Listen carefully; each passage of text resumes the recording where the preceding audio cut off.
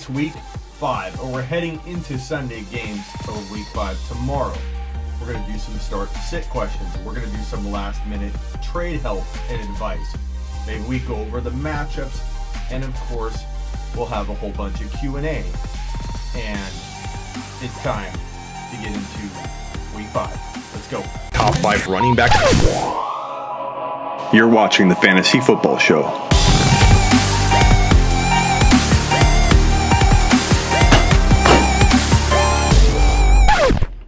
Let's get into it. So, I always forget to move the mic over. Take a lap, Smitty. Make sure I'm not muted. What's going on? Tony in the house. Tony, where have you been? Damn glad to have you back, man. What's going on, Juice? What's going on, Joe? Where is... usually we have a couple people in here first that normally are here first. I don't see them. What's up, Alba? Tony, glad to have you back in the house. What's been going on? What's up, Jeremy? Jeremy likes the intro. Thank you, sir. Thank you. I didn't have the mic in front of me, though. I do that about every 10th time. I forget where the mic is. Kyler, what's going on? Let's get into some fantasy football questions, news, and notes. Working hard, playing hard, Tony. Glad to have you here, my friend. Always glad to see you on the show. Wipe your feet before coming into the house, says Joe. And what Joe means by that is give a like on your way in. Usually we have about 100 people join pretty quickly, and then we sit at like 20, 30 likes. So, like he said, on the way in, please wipe your feet at the front door. Do the polite thing and hit that like. It helps the channel. It helps us grow, and hopefully we get to a point where literally I'm going live every day at the same time for 3-4 hours a day. That's the goal, and with your help I think we can get there. We got to get to like 10,000 subscribers by the end of December, so like heading to January 1. If we have that, I think we're going to be in prime position to build into that type of show. Maybe it won't be right away, but if we get to 10,000 by the end of this year, we'll be on our way. Jordan, glad to have you. What's up, Elijah? Juju or David Montgomery? David Montgomery's probably a little safer, but Juju's got the upside. I think people are really counting him out way too early. What's up? All right, let's get into it. Let me pull up the news, see what's going on in the news with some of these players, and then I'll kind of read those off. I'll try and thank you for liking. I'll try and answer questions as I go. Drew Brees posted a video on Instagram of him throwing the football. That is great news for anybody that owns Saints players. I think Kamara's going to be fine, but Kamara's better if Brees is under center. I think Brees getting hurt could be a good thing for Kamara's usage, and that they decide to lean more on the run moving forward. Even if Brees returns, I think they'll have established a good running game through Kamara, which they weren't utilizing him at all properly in weeks 1 and 2. So probably a pretty good thing for Kamara, and I think that extends into when Brees returns. They'll be like, look, we're doing well with Kamara.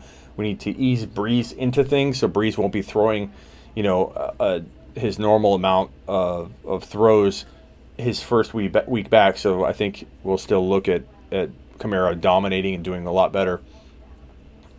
With Brees going down, it will help him get more on track. Just traded Royce Freeman and DJ Chark for T.Y. Hilton. I like that. I think Chark's pretty good, but I like Hilton a lot more. So hit that thumbs up. Thank you. Monty going to have a 100-plus yard a week. I believe, Jeremy, we might be there. I can't wait for Monty to have 100 and a touchdown. Monty's higher risk than some of these other players people have been throwing at me with these 50-50 calls. But I like Montgomery. I tend to lean Montgomery. Or at least give you the option of, hey, you want high risk, high reward. Monty's your play. If you want safety, go with the other player. But Monty has a lot of risk, but a lot of reward. So Drew Brees throwing the ball. Tough to say when he returned. Brees was looking at a 6-week timetable to come back, but certainly possible of him being ahead of schedule, according to RotoWorld. But Teddy Bridgewater and Hill will be pretty decent on the way. Tony with the super chat. Thank you, Tony. I always appreciate it. Smitty, this is the time Masters Champions League. Ridley or John Brown this week? Oh, man, that's a tough one. Let's look up John Brown's stats. I want to make sure I have all the information before I answer that question for you. Let's see. John Brown. Where are you, John? Let's take a look at it, Tony. So John Brown hasn't had a TD in 3 weeks. So he's at 7 and 123 in week 1, 7 and 72 in week 2, 4 for 51 in week 3, 5 for 69 in week 4. And then, of course, we have Allen banged up. What's Allen's status? I just want to make sure we know what's going on with Allen, who I believe is still questionable, but I want to make sure no news broke. Expected to play week 5. So that's good. That's good news for John Brown. If he was very questionable, I would say, hey, don't look to Brown this week. Let him come out of the bye. I still wonder why they aren't keeping Josh Allen, unless he completely passed all tests. But if he's at all like any lingering issues because he's still questionable, that makes me think maybe he's still got some lingering issues. But why they wouldn't wait till after the bye? But hey, John Brown, I think, is probably a good bet for like 10, 11 points, whereas Ridley could get you 3 points, 4 points, or he could get you 15 or 18. I kind of lean Ridley because I'm a little bit of a dice roller, Tony, and I still firmly believe that Ridley's going to have a big year, and I think people are too quick to write him off. I think Ridley had, a score in each of his first 2 weeks. Let's pull up Ridley's stats and just get the full picture here. Ridley... I really like Calvin. People are so quick to jump ship on a guy. He had 8 receptions for 105 yards and a touchdown in week 2. He had 4 receptions for 64 yards and a touchdown in week 1. And then he had 2 bad weeks when really the Falcons in general were playing bad. So for me, I think I roll with Ridley, and I hope that he has a big game against Houston. It's in Houston. Then he faces Arizona, then he faces the Rams, then he faces Seattle, then he has a bye. I think he's a pretty good play at flex down the stretch here into the bye week 9. I would go Ridley myself. If you guys feel differently, post it below. Let's see what we can get for Tony in terms of like a group think on this question. But thank you, Tony. Always appreciate the super chats, my friend. This is the week we've been waiting for Monty, says Jordan, trying to make some last-minute trades. Good job, Kyle. Keep it up. Hardman or Jalen Samuels? That's a tough one. I love Jalen Samuels this week, but without Watkins, I do like Hardman. I probably lean Hardman, but boy, that's a tough one. I try and get both of those guys in your lineup. That's one of those ones where you're going to come back to me and say, hey, you told me Hardman. No, because I'm telling you both. Find a way to play both. I don't know. We need Coke to be a sponsor, too. This episode brought to you by... What's up, Gary? Play Jimmy Graham or Josh Jacobs at flex. Probably Graham safer because Jacobs has a bad matchup, but how do you sit the running back in that situation? I don't know, man. That's like a coin toss. I go with your gut on that one because I'm leaning right in the middle. What's up, Smitty? Waller or Monty in the flex PPR spot? Waller, again, some of these I'm not going to tell you 100% one way, guys, because they're 50-50 calls. Like, literally, you could get these wrong 50% of the time. I lean Monty because I like a little bit more risk and reward, but Waller's pretty safe, and if you want safety, then Waller's probably your best option. So, good question. I think a lot of people might be struggling with a similar question, Wesley, or at least something along those lines, so I like that one. I think Jimmy will get a lot of targets since Adams is out, says Derek, and I would agree with that. What do you think about Philly versus the Jets? Let's go to...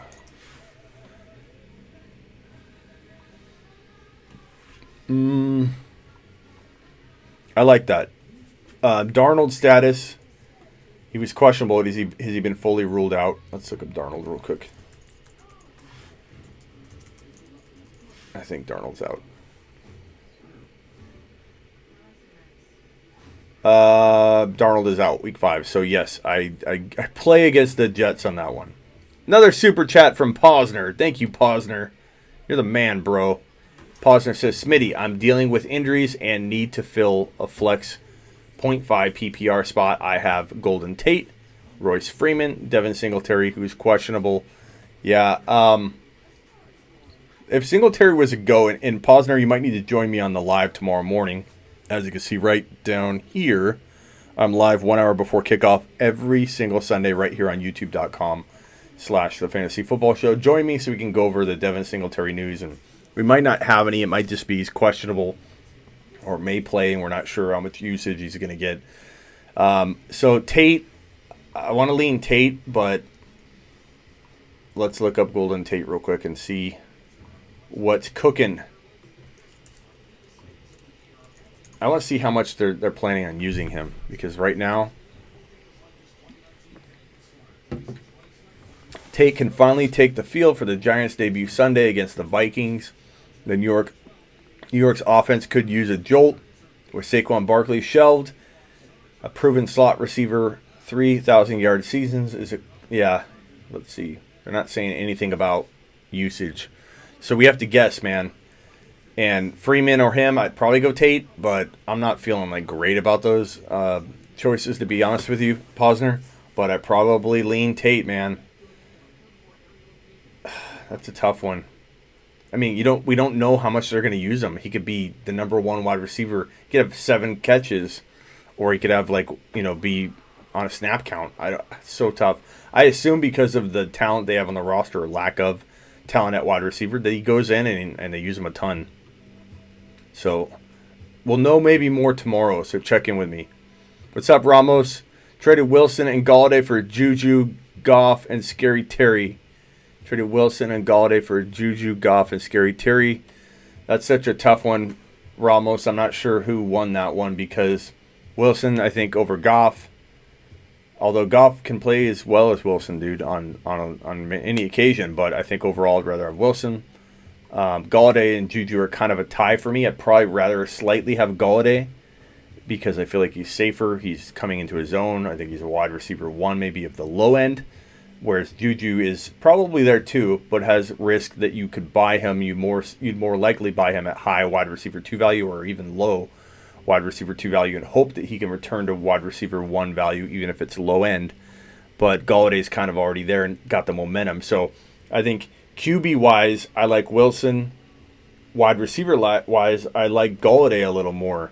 So the difference is Scary Terry. If it's redraft, I'm not loving the trade. I'm not hating it either. I think it's kind of like, I don't want to say a trade that hurts both sides, but one of those trades where I'm like, I don't know who gets the advantage. I like McLaurin, but in a redraft, he's not as powerful in a move like this. If it's dynasty, it's still got pros and cons, but Scary Terry might maybe shift the trade to slightly advantage of the Goff side, because I like Terry, but I don't know. This is one of those trades. I'm going to scroll down to the bottom and answer questions as I go here, so if I missed you, please repost it. Don't post it over and over and over and over and over. That gets annoying, and you might even get slapped with like a moderation warning or something because you're repetitive. So make sure you don't do that, but definitely post again if I missed it. Double A saying, any suggestions on what to do when people in your league never respond to trade offers? Find different leagues to get in, because you're not always going to have leagues where people trade. And you kind of know that going in with the personality types. If the guys barely know anything about fantasy football, they're not going to be on top of it. Smitty, you're the best. Curtis Samuel or Allison? I think this is a 50-50 call. I'd lean Allison, given that the Packers are without Adams. Victor says just traded for Fournette. MVS. By the way, guys, super chats get you right to the front of the line. I'm getting so many questions lately. It does make me kind of shoot you up to the top. So I apologize, but excuse me. I'm gonna wash down the bubble burp that I have coming out with more Coke. That'll do the trick. I forget where I was. Do I trade Juju and Kenny Galladay and Devin for Kenny Galladay and Devin Singletary? Juju for Kenny? Yeah, I do that in standard. I'd rather have Galladay and Devin. Rodgers or Dak? I think safer call is Dak, but I wouldn't count Rodgers out just because Adams is out. I think he'll still have a big day. Oh, I was talking about Walter's question. Curtis Samuel or Allison? I think I might have answered that. Allison. Jeremy with the super chat. Jeremy, thank you, sir. Kind sir. And I will say, Jeremy, that Melvin Gordon and Eckler start both depending on your options. Jeremy, can you tell me who else you have? It's not a horrible idea. They both could do very decent. So I like the idea if you're hurting at running back. And it's probably bad to have Watson as my QB and have so much faith in Juju. What do you think? I know it's probably a bad trade, but I have Watson. I don't know if it's a bad trade. I'm just saying it's one of those trades where you're like, I don't know who it helps or if it even helps both parties. It doesn't hurt both parties, but it just feels like there's a lot of questions. You're trading one question for another and then getting one good player and another good player you're giving up, so it's like confusing when you look at it. Dave with the super, bro. Thank you very much for the super chat. Connor, Samuels, or Robinson in the flex? God, you guys have some tough questions this week, and I hate to keep giving you the old it's a 50-50 call, but Dave, I do my very best to answer honestly, and if I'm not feeling it, I'm not going to tell you just something so you feel like you're getting the right answer. I'm going to tell you what I'm truly feeling, and I hope that it pushes you over the fence in the right direction. You know what I mean? So, Dave, you might be hopefully you're sitting on the fence and you're leaning one way, and this can help you. Connor's safer. If he's playing, he looks like he's going to be playing. They took him off the injury report entirely, which makes no sense because he's got to be still hobbled. I don't know why. It makes me not trust team injury reports when you take somebody off the injury report when you know they're not 100%. But Connor's, he's safer unless there's a setback. Excuse me. He's safer, Dave. But Samuels has more appeal and upside. He's just a little bit higher risk. So you could go Connor, but Samuels could be in for one of those games where he throws a pass, catches about the same amount as Connor, and you got to think he's going to have some decent rushing yards. So maybe on the verge of 90 to 100 total yards and a good shot at a touchdown or being involved in a touchdown.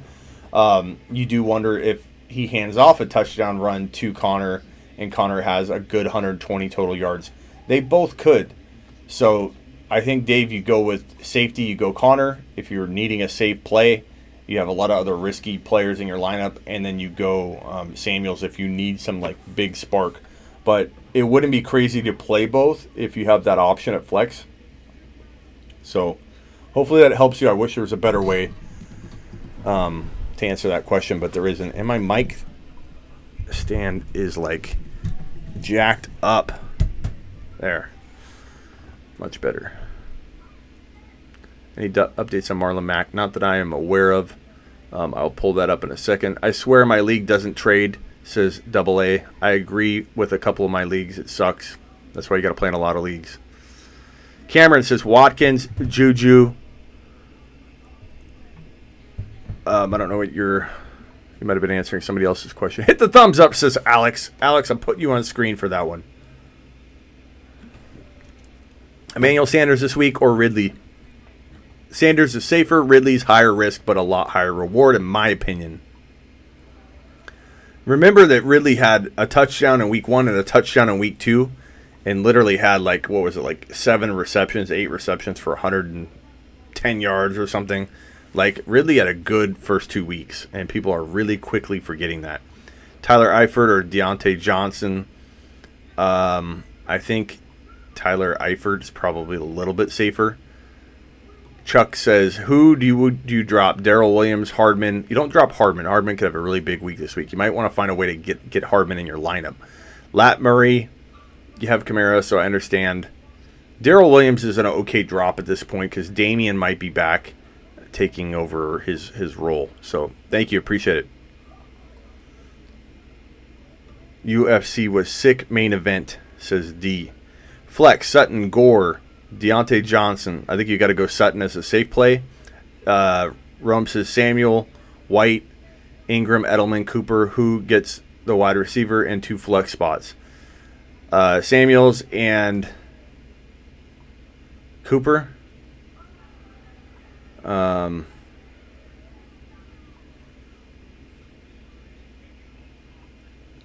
Maybe Ingram, man. That's tough.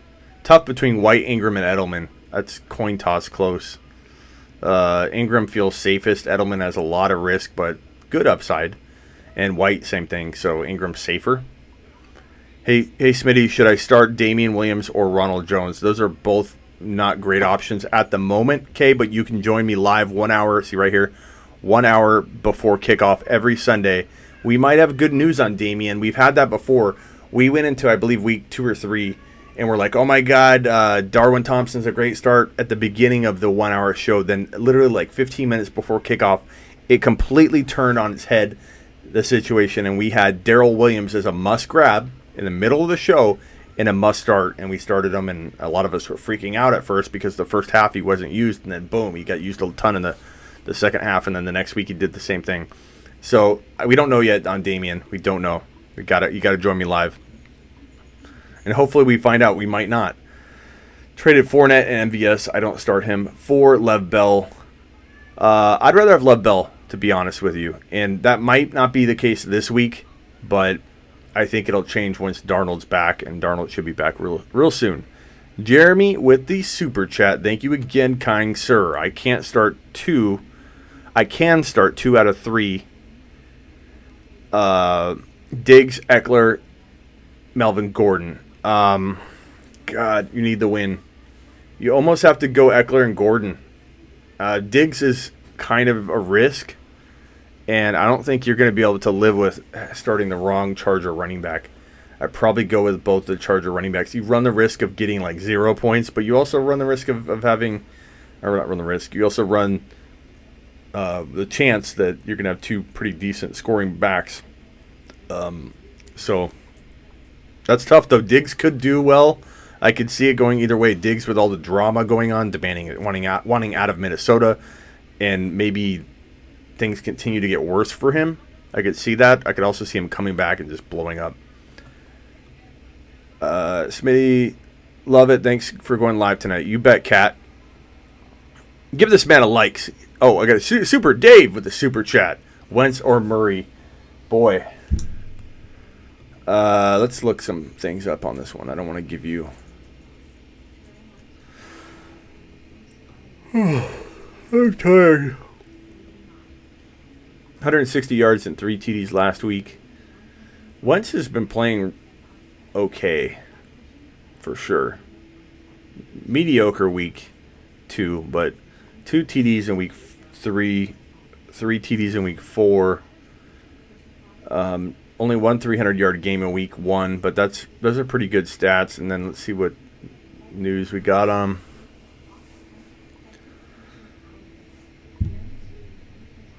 Probably going to go Wentz, man. Feel safer. Evan, you didn't answer my question. Evan, do you see all the questions coming through here? I'm not trying to avoid you, bro. Ask it again, and I will definitely try and answer it. Was it a super chat? Evan? If I missed it as a super chat, I apologize. I don't see it as a super chat, but if you ask it, I mean, Evan, look at the chat, how fast it goes. Like, literally no way to answer all of these. I'm trying my best, Evan. Will Fuller or Calvin Ridley? I'm going Ridley, man. Tyler Eifert or Deontay Johnson? I go Tyler Eifert, but that's a tough one. Juju or Hardman? This week I like Hardman, but I think... God, I'm not ready to give up on Juju anywhere close to where other people are, but I think Hardman without Watkins, Hardman's a pretty good play. I think it's going to be a shootout. Don't sleep on Robbie Anderson. That's true. Brissett's dad. Honest Abe. Not a super chat. Well, I'm looking for it. If Evan, here's your question. Should I start? I do my best. I never ignore anybody on purpose, ever. Just, you guys got to understand how many questions come through here. I can't answer. If I stop and answer one question for like this, the amount of time I've been talking about this, we've had like 5 or 6 questions come through. That's almost half of the screen, and they're all going to roll through in another 10 seconds. Who should I start at flex, DJ Moore or Ronald Jones? And which defense, Titans or Jets? Probably go Titans, and I probably would go DJ Moore for sure. I'm not a fan of Ronald Jones right now. Let's pull up Jones real quick. Let's pull up Ronald.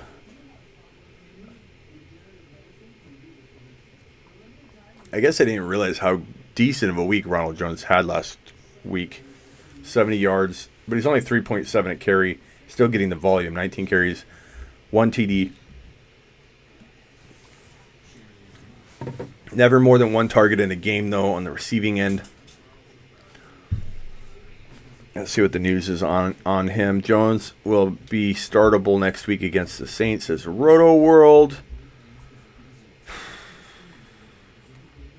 Let's look up more.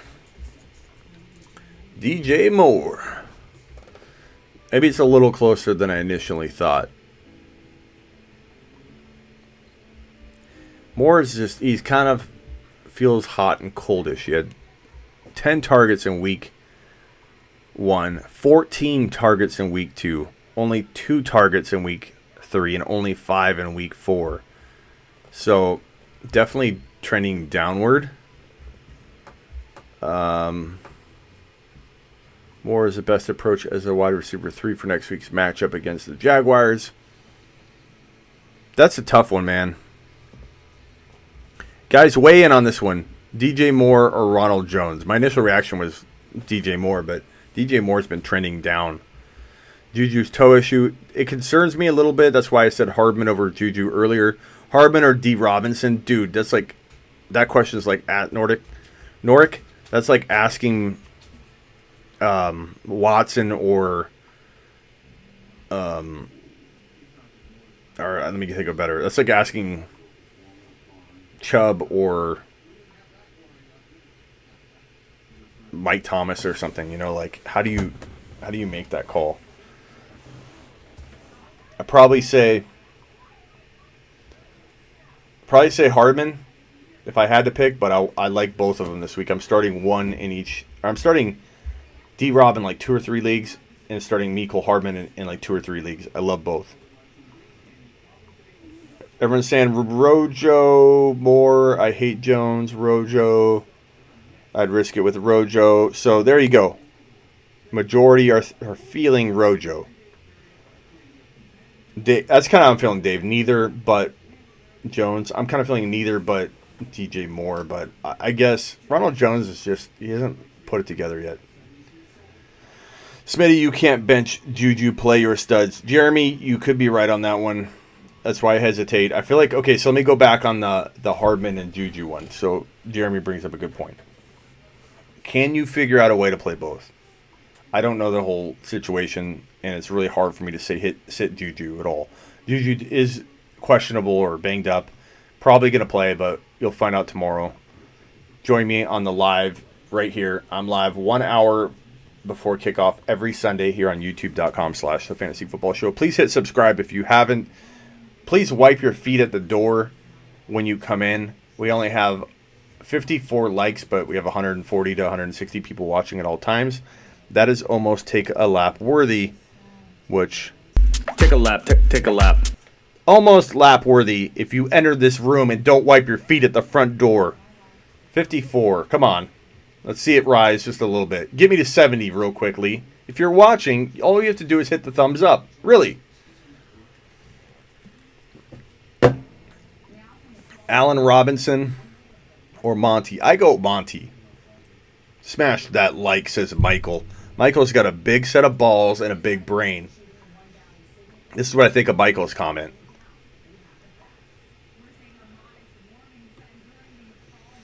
Ridley or Chark? I go Ridley myself, but no. What do you guys think, Ridley or Chark? That's a close one.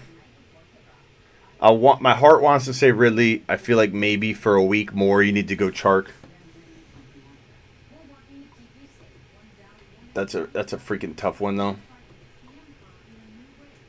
That is a tough one. I will admit, hit that thumbs up, says William. This is what I think of William's comment. William, using that brain. Trade review, Wyatt. Hit me with it, Wyatt. Start Gronk this week? No, Brissett's dad. Oh, super chat from Jordan. Thank you, sir. Always appreciated. You're helping the channel out big. You guys, honestly, like, I'm being serious right now. I feel like as long as I don't burn myself out, which I don't think I will. I've been doing this 16 years. I rebound pretty well every week. I get burned out on Sunday games. I'm hungry. I'm feeling hungry. But I really think that this show is going to blow up, and we're going to be, I'm hoping at 10,000 subscribers by December, and then we just double or triple heading into August. I really believe we have the capability of doing that. We have to pull together. We have to spread the word. It's going to take all of us together, but you can be at the ground level of this thing, and you are. But the ground level of something that becomes monstrous. It's like, what if in a year or two we're at 70,000, subscribers? You could say, I've been a part of it. Jeremy with another super. Jeremy, I'm coming at you next. Jordan. Traded Melvin Gordon and Waller for Kamara. Bro, that's what I've been talking about. The 2-for-1s, trading the house's money. The house's money being Andrews, because you probably, Waller, because I haven't even finished reading your question. Got Andrews as my other tight end. I was just going to say that.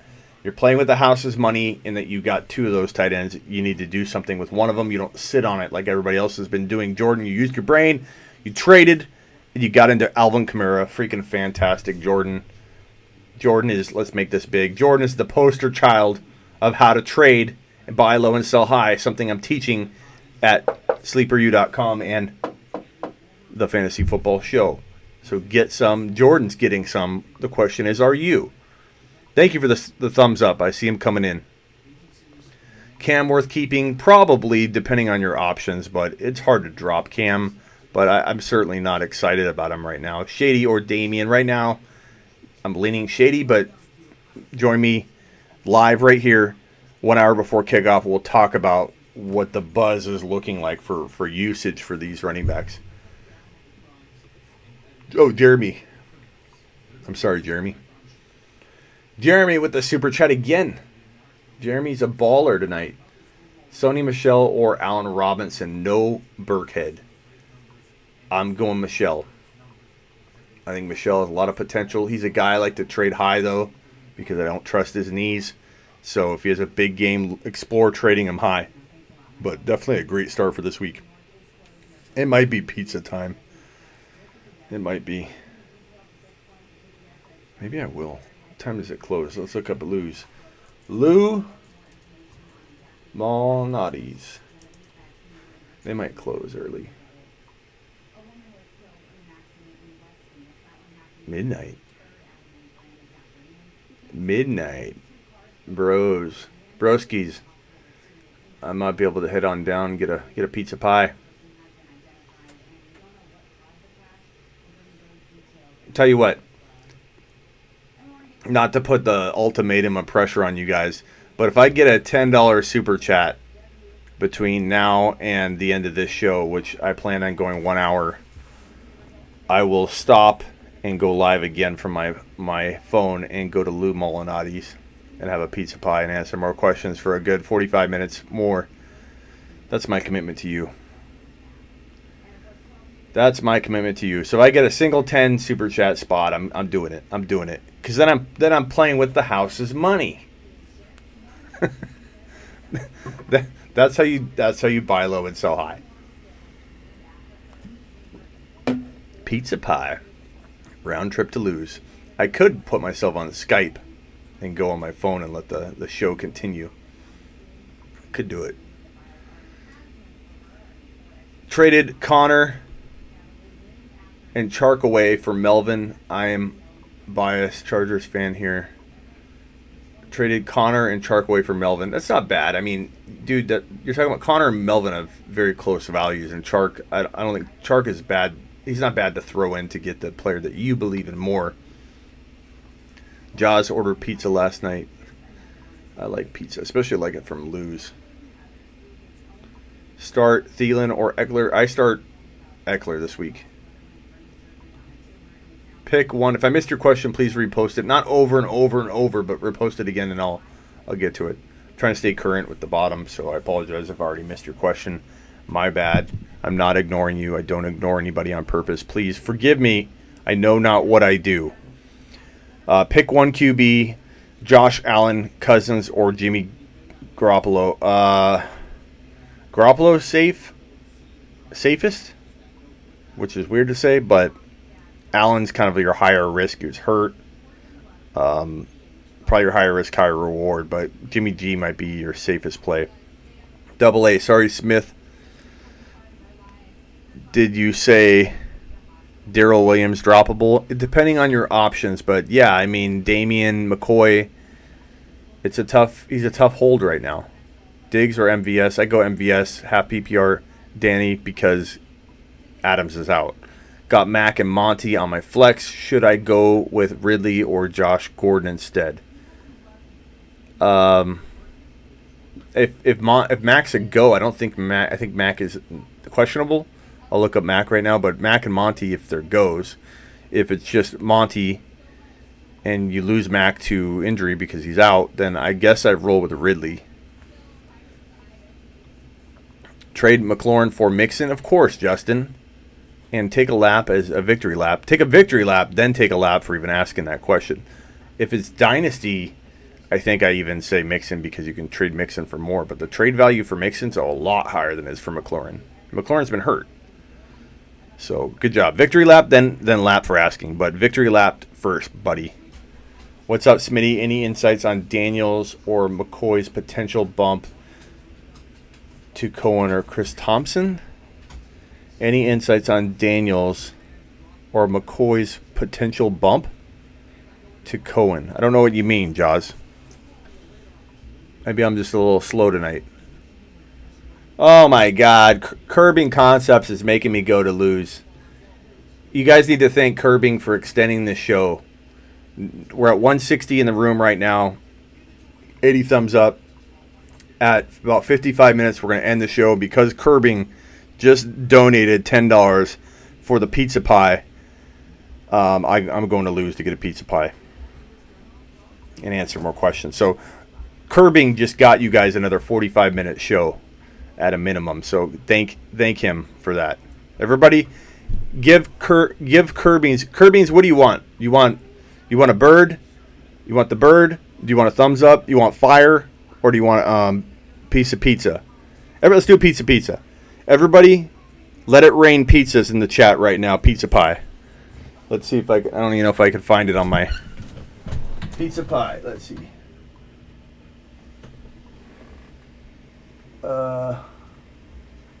I don't think I can load it.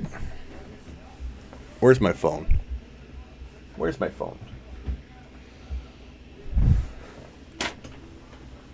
don't know where my phone is. Let it rain pizza pies right now for Curbing. Extending the show.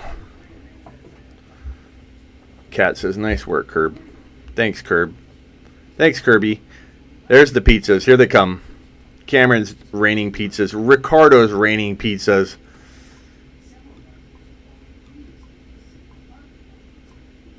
There we go. The proper rain has begun.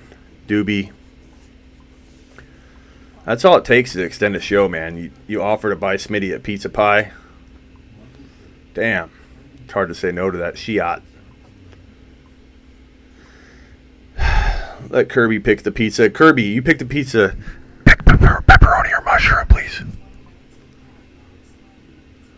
Pumpkin pie, Ricardo says. Oh, I'm sorry. He asked a question, too. Here I am selfishly talking about my pizza. Pick one. Damian, Fuller, Allison, or Hardman. Bro, that is hard. I'm going to say the dice rolling Smitty is rolling with Hardman. The not smarter. Hardman's a smart play. The safer, not less upside. This is a tough one, bro. Allison is a pretty decent play, but I think Hardman has the potential to be wide receiver one good for week 5, not all year, for week 5. With Watkins out, Hardman. I go Hardman. I think Hardman and D-Rob are like two of my favorite plays this week. not because their locks are, Curbing says pepperoni all the way. Okay, so pepperoni it is. I'm going to go get a pepperoni pizza pie. In fact, we need to call Lou's. Let me go get my phone. Oh. Let me go get my phone. Got it. All right, let's call Lou's. Lou Malnati's.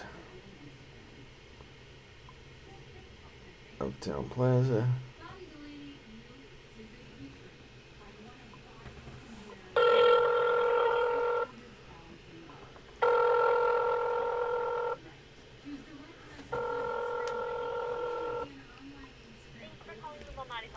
My name is Nada. How may I help you?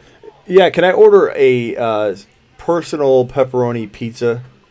And I'll be picking that up. Okay. For takeout, can I get started with the phone number? Sure.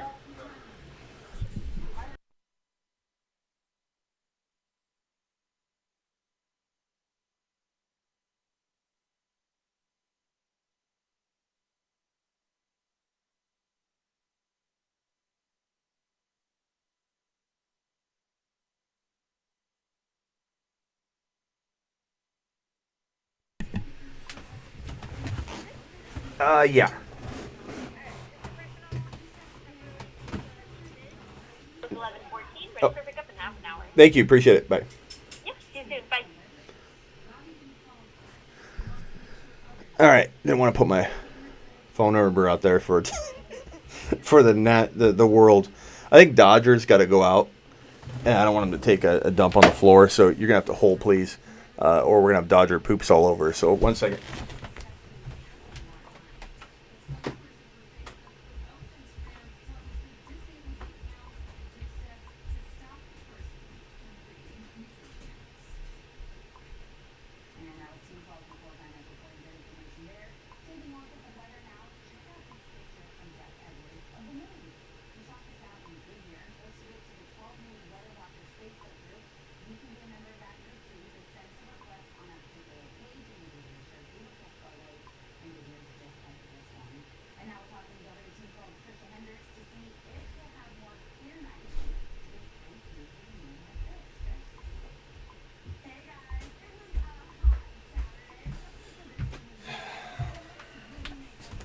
Dodger's getting old.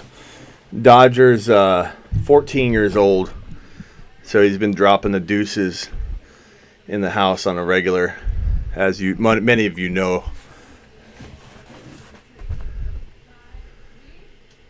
Let's see here. He dropped to 10th round. I'm not sure what you guys. I came in late. I'm sorry. Came in late to that conversation. Smitty, be right back. Thank you, Doobie. We'll see you in a second. Got it. We can text for advice now. No, you did it. You didn't hear that number. You didn't hear it.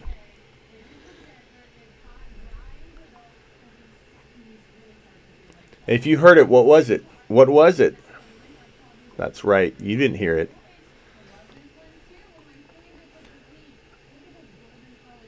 Allison or Golden Tate? Allison. I think Allison's safer. Bills versus the Titans.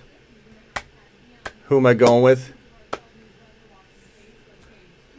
That's a tough one. Defensive-wise? Oh. Man, I'm already falling asleep. I already committed to another hour and a pizza pie. It's in Tennessee. Probably go with Titans D. You didn't hear it. If you heard it, what was it? No, that wasn't my number. If you heard it, what was the number? Spit it out. Let's hear it.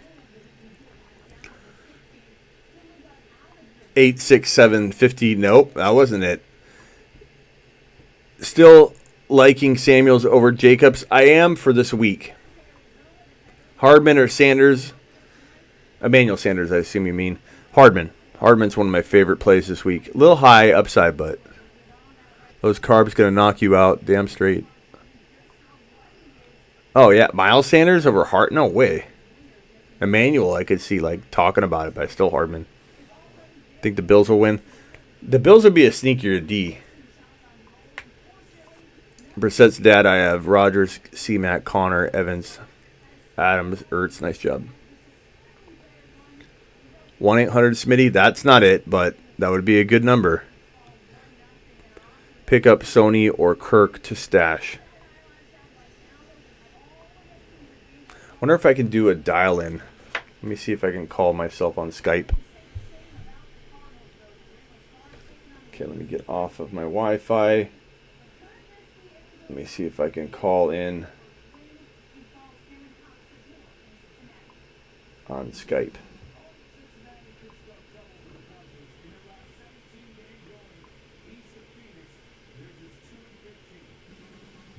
Where's my Skype app? Where did I put it? Don't you hate when you're looking for an app on your phone? It's like right, you know it's right in front of your face, but you can't find it. Either they change the color or the icon, or you're like, Skype. Allison or Curtis Samuel? Allison, I think.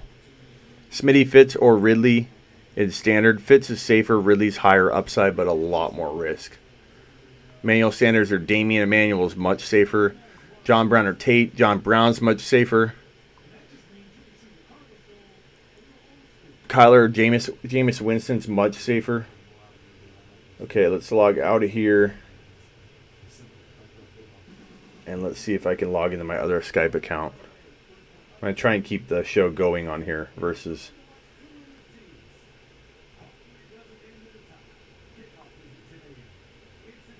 Oh, man, what was my sign-in? Damn it. Let's check. So I'm going to try and keep the show going so we don't have to start over. We got 173 people in here. I don't want to hang up and do a mobile show because I'm going to get my pizza pie. But I do want to be... Let's see here. How do I find... Let's go in...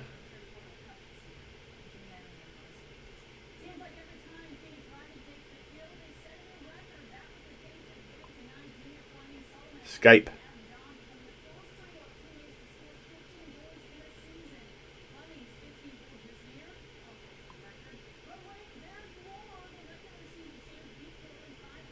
Okay. Let's try this.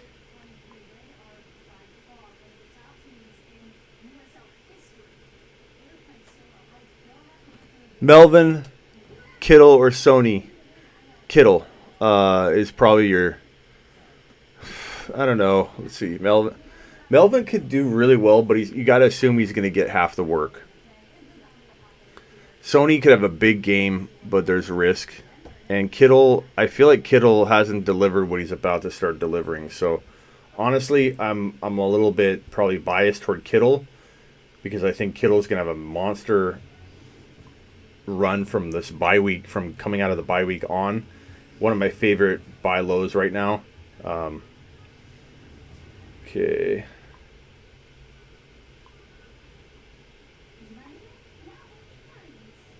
Let's sign into Skype. Let's call myself. And let's go get that pizza pie. What do you guys say? Continue. Skype.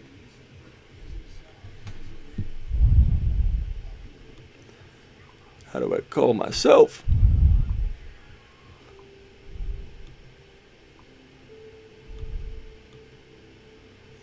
New call.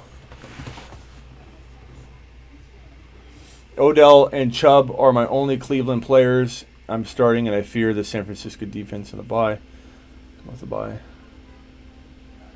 Should I go with the Titans D? Panthers D, 49ers, Ravens. That's tough, man. I'd have to look at all the stats to like give you a really good answer on that. Spitballing it, I'm not sure.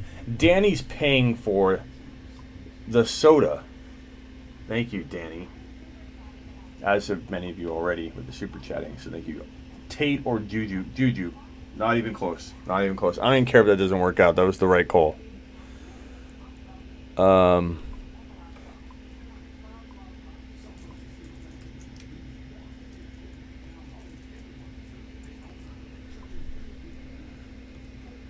Let's call myself. Let's call myself.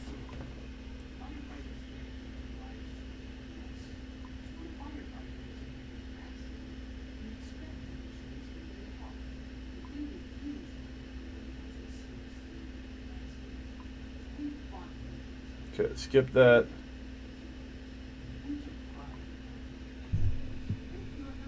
Video call. Okay, pardon me for a second while I try and figure all this out.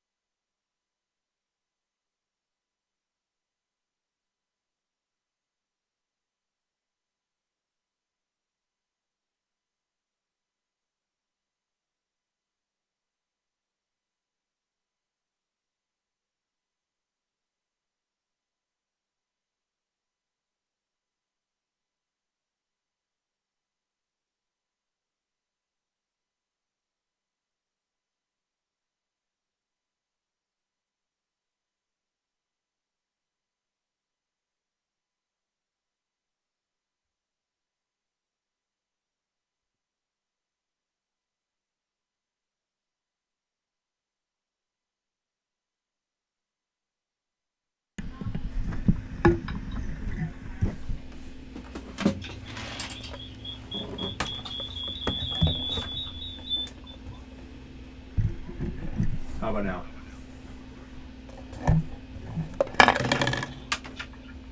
How about now? Can you guys hear me okay now?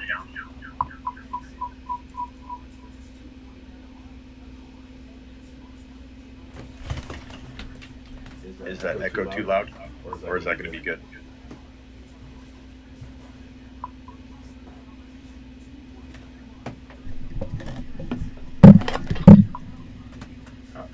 Give me a two. Right to number two. If you can hear me.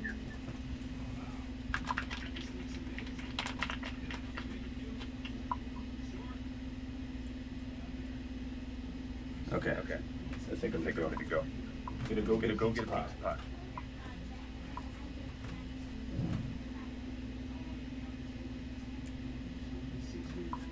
All right, let's go.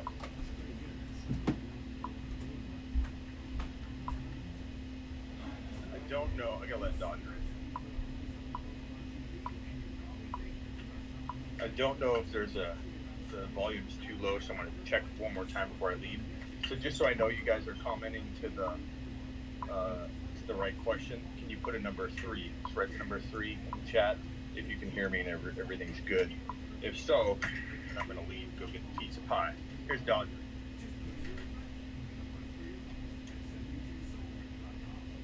Dodger says we're signing up. All right, let's go check on number 3. We're good. Number 3.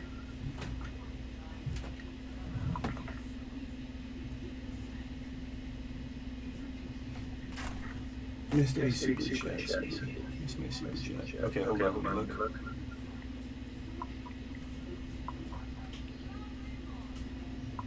Okay, you can hear me. Cool. There's an echo until I leave. I'm just looking for the super chat.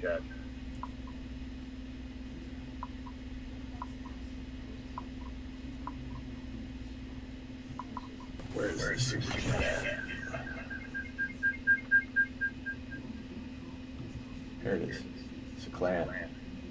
You know, I'm here. Got a cold espresso and M&M's. Nice. Already got that one from Danny. Juju by a mile. I think I'm caught up on my supers.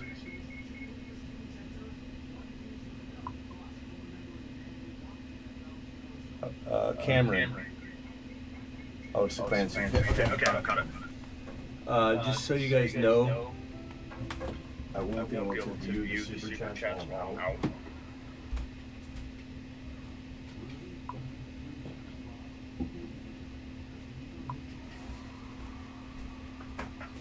So if you guys end up posting super chat, just know I'll get back to it once I get here. But go ahead and feel free to. But while I go and pick up the pizza, I will be unable to read it because I'm on a call with myself. I can't see the screen. I'm just on Skype. So I have no idea what's going on with the show. I have no idea if my phone cuts out. I might be doing the show and really you're going to see just an empty desk for the next 15 minutes as I go pick this up. On our way. Onward. We don't interrupt the show at all. The worst part is I won't be able to answer any of your questions while I go pick up the pot. So you're going to have to hear me rant and rave the entire time I go do this. So bear with me.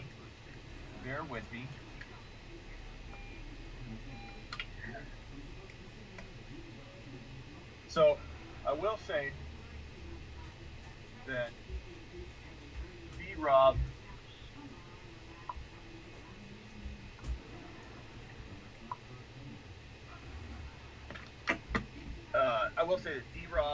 and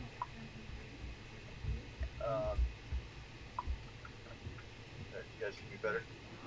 D-Rob and Cardman are two of my favorite plays this week. I'm really just excited about these guys. I think they're sneaky good wide receiver threes, but guys that can play as a high end wide receiver two in week 5. So I'm pretty pumped about both of them.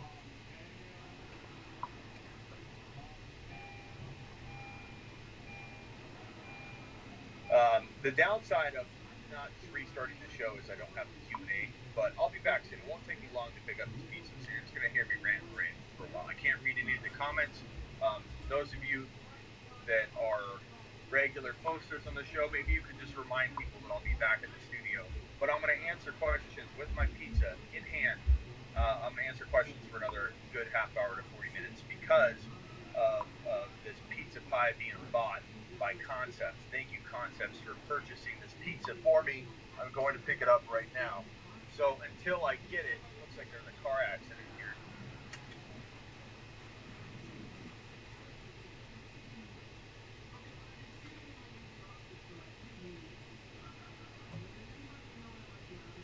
Great. Just know until I get the pizza and get back in the studio, I won't be able to see any comments. So if you guys can just remind me. Couple players to go get right now. I don't know if you guys can make deals before kickoff. Some leagues are very active, some other leagues are not. I personally would go get DeAndre Hopkins at all costs right now. I think that I shouldn't say all costs. Get him. Try everything you can to get him at a reasonable price. I think him and Watson are going to go nuts down the stretch. And it's funny how people forget that he had freaking 2 TDs and over 100 yards in week 1. And I've seen there's a particular analyst out there, I won't say any names, that posted something about, like, I told you so about staying away from Hopkins in 2019. And he posted this, and I'm like, what the? After 4 weeks of football and 1 game being 110 yards, I think it was, and 2 touchdowns, you're literally claiming that you called this bust coming, you saw it coming, when he had 100 yards and 2 TDs in week 1? Give me a break. That's one of the silliest posts I've seen all year. Completely insane. I think Watson's going to have a monster finish here. I say finish, I just mean from here on out. I think Aaron Rodgers is a fantastic buy low for week 5. And even if he struggles without Adams for week 5, he's going to remain a really good buy low heading into week 6. So the window to buy A-Rod may not close just yet.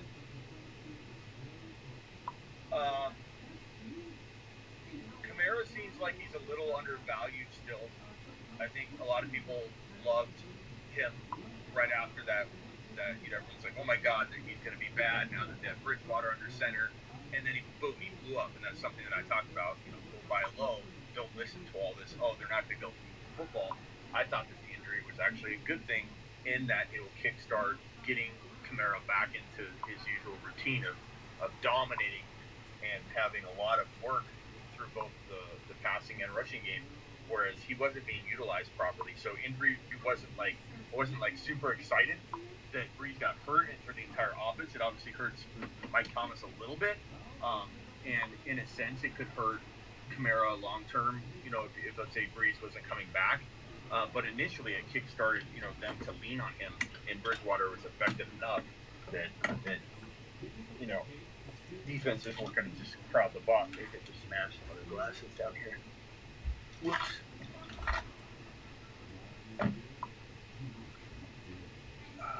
We're here. We're here at Lose. We're here. I'm live on the Fantasy Football Show. I'd like to thank the Fantasy Football Show for having me on the split screen here. Pleasure to be on the show. I think this show is awesome, and I'm glad to be on it. I sure hope we're still live. I sure hope it's not just my desk sitting there. I see my desk, by the way. Looks good. All right, hold on. Got to get this pie. All right, pick it up.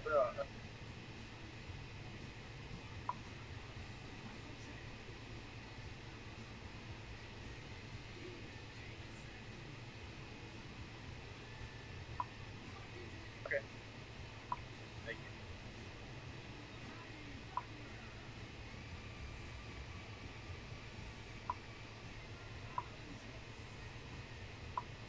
Okay. Great. Thank you.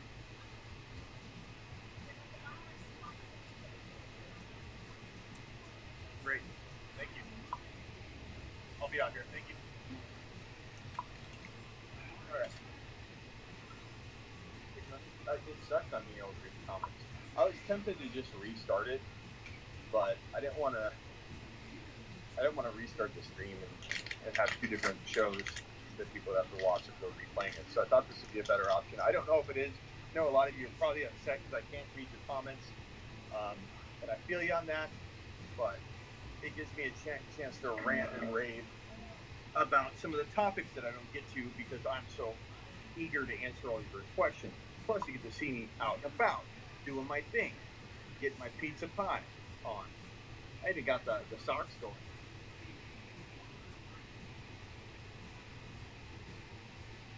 What are you looking at? All right. It's funny. I can't. I don't know if I'm live. I think I am. I think we're good. I hope we're good. It will be funny if I get back to my desk and it's just literally you guys have been sitting there with a drop call looking at the Fantasy Football Show. It's fine. I like Juju more than most right now.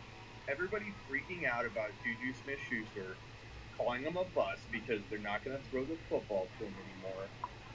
Mason Rudolph has proven to be a pretty decent quarterback when he's played in the preseason. I've always liked him saying, watch out, this guy can be pretty decent if he ever gets into that lineup. It's kind of funny how everybody's writing him off after 1 week because of the way they used him and the way they used everybody else. Jason Samuels, James Conner. Guys, again, a reminder, I can't see your comments. I'll have to wait till I get back to the studio. I probably won't be able to read any of the ones that I posted like recently because we'll have another 50 or 100. But please remind everybody that's asking questions in the chat that I can't see them until I get back to the studio with my pizza pie.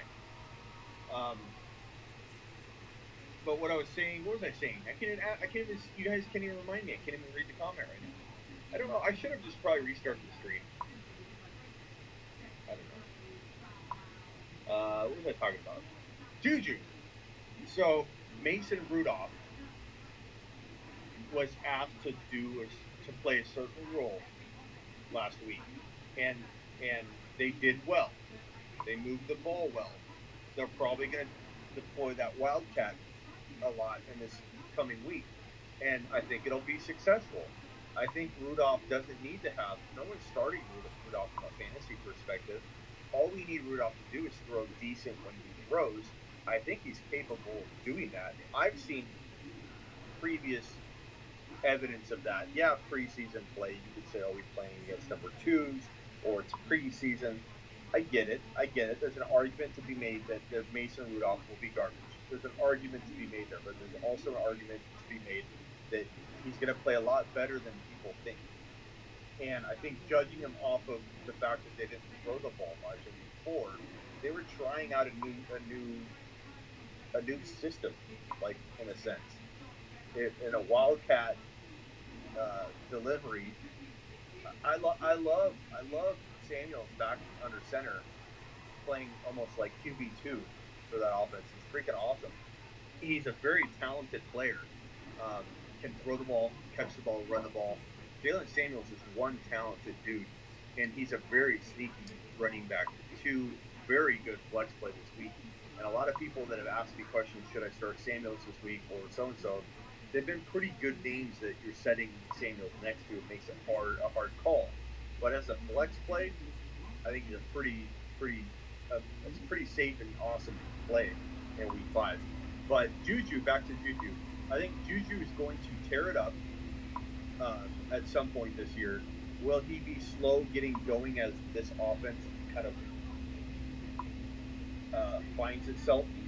Um, yeah, I mean it's going to be a new look. They're going to be running the Wildcat a little bit. I don't think that's going to go away. I think they're only going to do more of that formation, and that means that there's a chance that Rudolph doesn't throw the ball nearly as much as I would have anticipated when I first knew that Rocky went down. I was like, oh, Mason's going to throw a lot. I mean, the coaching staff is changing that. They're saying, hey, we don't want him to throw a lot. We want to focus on running the ball, which we do well. And that's cool. I like that. But I think that Mason Rudolph, everyone's acting like he's not going to throw the ball at all, or that he can't deliver the ball to Juju, or that Juju isn't the kind of receiver that can make his own space. And like Antonio Brown, who he played alongside of and learned a lot from, could get open and make his own space. And you have Samuels on the Wildcat. You have Connor still on the field when Samuels is on the field. McDonald coming back. We'll check his status in the morning. And Juju on the outside. You have a lot of weapons that you still have to maintain. I don't see any reason why a defense is going to like stack the box when you still have Juju on the outside. I don't see a way that defense can double Juju all day long when you have Samuels lining up in a Wildcat with a lot of confusing formations for defenses to worry about. There's not a lot of time for defenses to prepare for the setup. And I think that you're going to have more efficiency than you think. Kind of like when Breeze went down, everybody's first reaction was, oh my God, defenses are going to tear him apart, and Kamara's not going to get any good usage. But Bridgewater had enough weapons and was efficient enough to make it really hard for a defense to focus on only one player. And that's going to be the case for the Saints. I think it's very similar for the Steelers. I don't think anybody can shut down one single part of this offense. Now, it can implode on its own. They cannot convert. They can step on their own, you know what, and cause a lot of 3 and outs just by not, converting. But it's not going to be because defenses are just figuring them out and shutting them down. I think it all comes down to conversion. So Mason can connect with Juju on the plays designed for Juju, and if they can get Juju a quick slant that takes 20, 30, 40 yards, if defenses are coming in and crowding the line of scrimmage because you have Samuels in the backfield and even Mason Rudolph on the field at the same time. I'm not sure what formations they're actually going to run this week, but I imagine they're going to run the Wildcat at least 7 to 12 times, would be my guess. At least 7 to 9 times. And it's just going to throw the defense off. And I just think that there's an opportunity for Juju to take a lot of foot slants and eventually take one in the end zone. So I would not be shocked if Juju had a 70-yard, 1 TD game. And I wouldn't be shocked if he at least had 50 to 70 yards on his off games and a really good shot at a touchdown. If there's any super chats waiting, I'll get to those when I get back. So I apologize. Let me go see if my eyes are.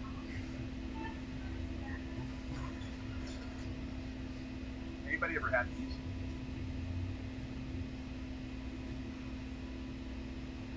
Pre-made one. I'll have to read your reply when I get back.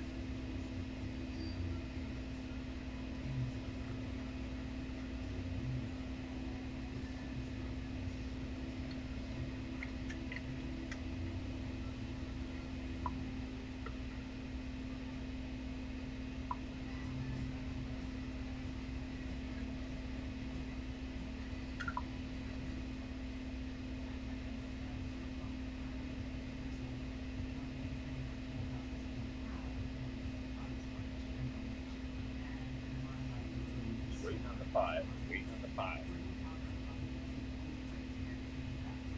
I'll be back in the studio in about 7 minutes, I imagine. 7 minutes. So then I'll be there answering questions for the next 30 to 40 minutes for you guys at a minimum. And this is all thanks to Concept who bought me a pizza pie. I appreciate a Concept who was a fan. And always support the channel, which I really, really appreciate. So waiting on the pie.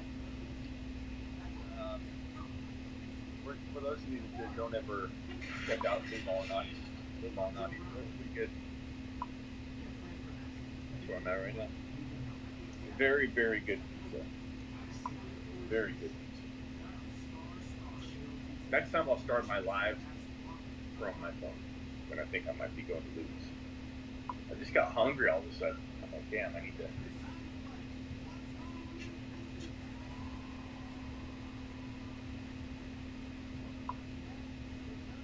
Other topics. So Juju, I ranted about Juju. I just think people are overreacting. I talked a bunch about Daryl Henderson. Talked early. Only thing I'll say on that real quickly is that Gurley is playing at a level that I think I would trade him at. I don't think he can maintain the stat line, this I guess end game production, the fantasy points that he has in the game, off of the usage that he's getting.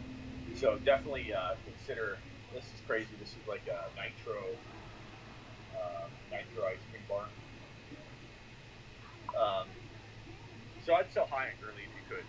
I think that once and if, but probably once, Gurley gets banged up, you're going to see everybody racing to the waiver wire to pick up Hendy again. It's going to be kind of a funny fall that Hendy's had and then rise again.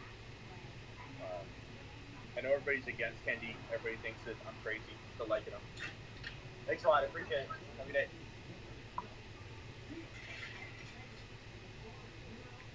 All right. Time to roll.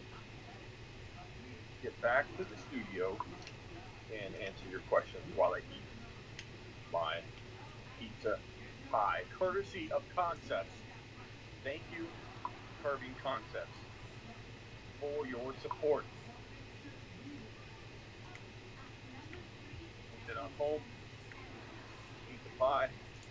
Then after that, I got to answer a bunch of fantasy questions. Oh, I left my dome light on. And I had no one here to remind me that I had it on. Thank God. I didn't park this baby for hours, or I would have been. All right. I know you can't remind me to turn my dome light off, but if I get into the studio and you guys notice that I don't turn my dome light off, tell me, and I'll go back outside and turn it off. But I'm gonna need your reminder. All right, let's put my glasses on so I don't crash. Maybe got a little bit of astigmatism, especially at night. At night, I can't see without my glasses. Everything's a big blur. Pizza pie. Let's look at the pizza pie.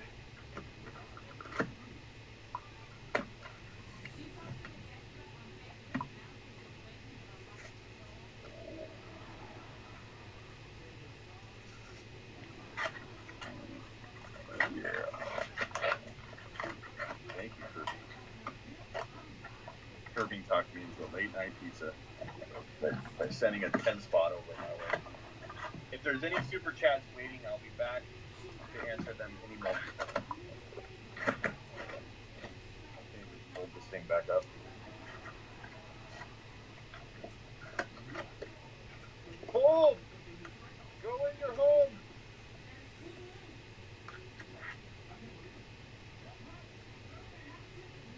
how many of you are still there. I'm going to guess 140. I just heard sound. Hello? Testing. I hear all the, whatever you guys message, I can hear that. There it is. Wonder what you guys are saying. I don't like not being able to see the comments. This is like, it gives me anxiety.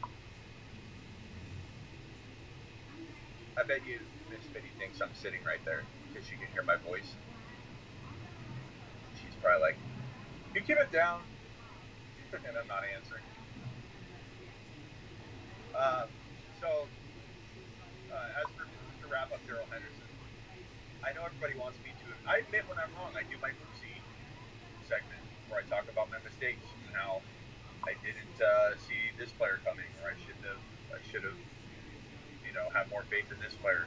I mean, as much as I miss here and there, I've landed a lot of stuff this year, and sometimes you're only judged by your misses, which is just the name of the game. I'm fine with it. I've got thick skin. But no one's talking about, how I talked up Pat Mahomes more than anybody. Yeah, Pat Mahomes is obviously, a stud. But you have people left and right in this industry telling you to not take the QB early. And Pat Mahomes is not early. Pat Mahomes is going at pick like 15 to 27. And you could get him sometimes in the third round. There are a lot of hits, but one of the misses, Cooper Kupp. I wasn't high on Cooper Kupp. I probably should have been.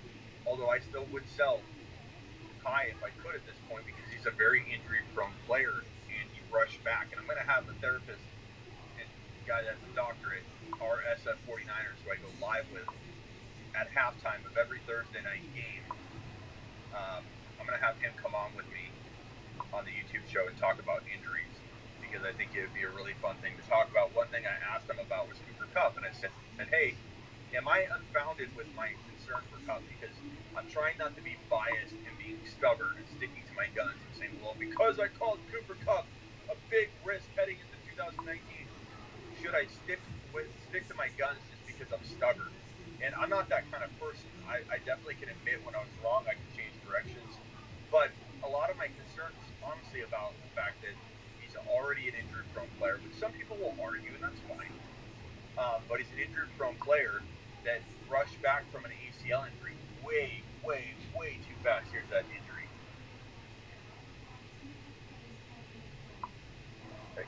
That accident injury. Probably was an injury. And I know a lot of people are going to be upset at that, saying, Smitty, just take your loss or whatever. I'm admitting it. I'm already admitting my loss. My wrong thinking in judging Cooper Kupp early on the season, but it doesn't change the fact that I'm worried about him moving forward, maintaining this value when you can trade out of it to a safer player. If you can trade Cooper Kupp and a player you got off waivers that's doing really well, or let's say you have Andrews and Waller, you can get rid of Andrews and Kupp and get Hopkins. Some people might not trade Kupp for Hopkins straight up. You might be able to land that straight up, and I would in a heartbeat take Hopkins over Kupp.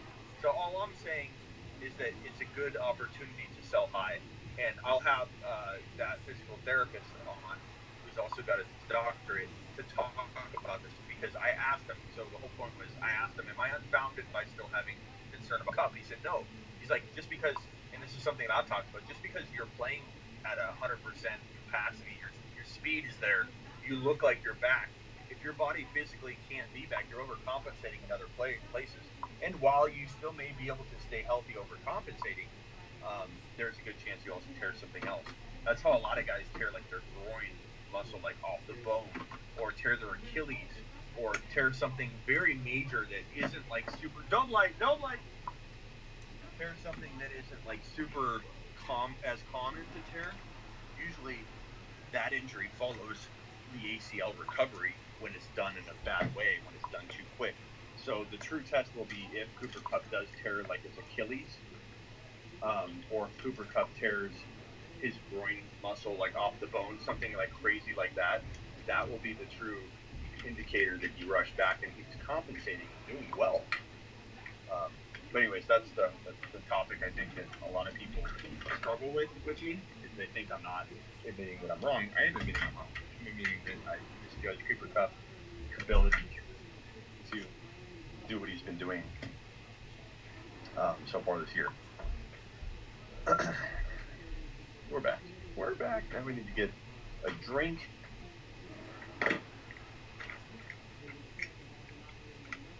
One second.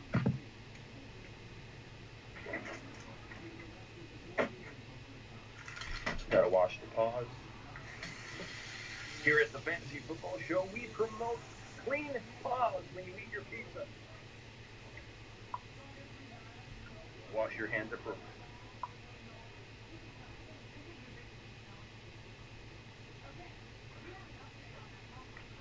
All right.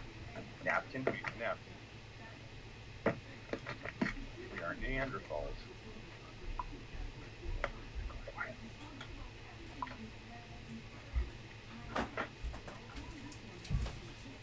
Oh my God, I'm still there.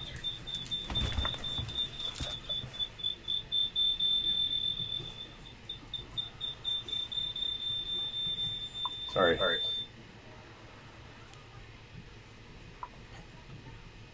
We're back. We're back. 185 still here. I'm impressed. You guys are awesome. Okay. Does the 2018 Zeke show. Smitty, take a lap every message you missed. Oh my God, I'm going to have to take a lot of laps. All right, first thing, I'm just going to scroll through, see if I have any super chats. I don't want to leave any super chatters hanging. I honestly don't even know what you guys have said. There's so many messages here. I don't think I missed a super chatter.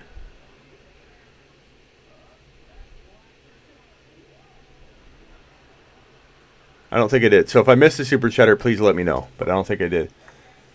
Smitty told you Thursday Daryl Henderson is going to break out. Jeremy, in week 8, you said. I wouldn't be shocked if he did or didn't. I wouldn't be shocked if nothing happened until week 10. Zeke is going off tomorrow. Already smashed the like button. One more question, Smitty. Chark or D-Rob? Chark is safe, K? But I think D-Rob is probably the higher risk, higher reward, big dice play, and I'm loving my D-Rob starts in week 5. Let's dig into some pie. Carlos, Daryl Henderson's worth stashing if there isn't like a better option that can help you right now on the regular. You're going to have a lot of people tell you that holding Henderson's stupid, and I get it. I understand that a lot of people are going to feel that way. But one more second.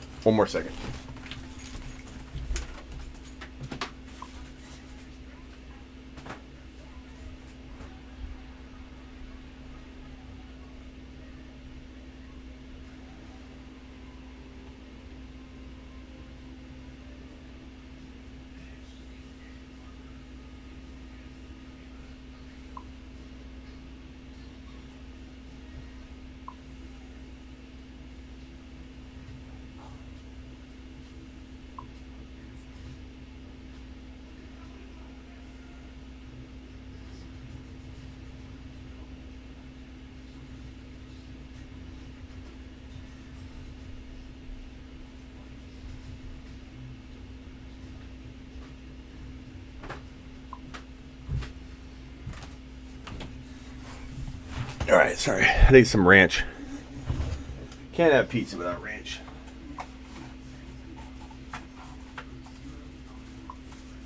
Tyreek Hill needs to come back. I agree. Is Concept still in here? Concepts, post if you are. I'm going to put you up on the screen for a second, and thank you for the pizza.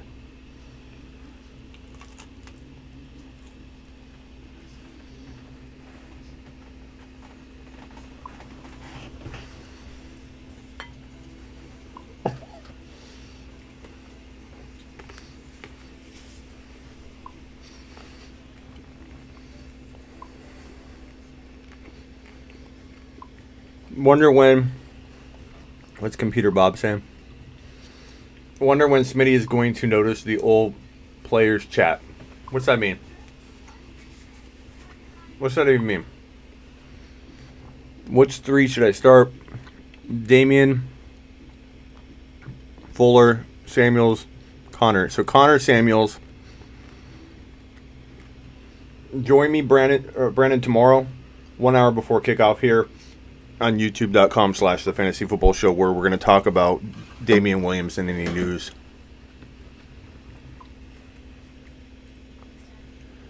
Bob, I can't scroll up. Can you tell me about it? There's so much. I'd be making for a boring show if I was reading through everything and not commenting live to everything. So just summarize what you're talking about. It sounds interesting. I'm sure I missed a lot. Nom nom nom. Smitty, enjoy it. Your record and needs. You'll never know, Smitty. Smitty father. Tell me what you're talking about.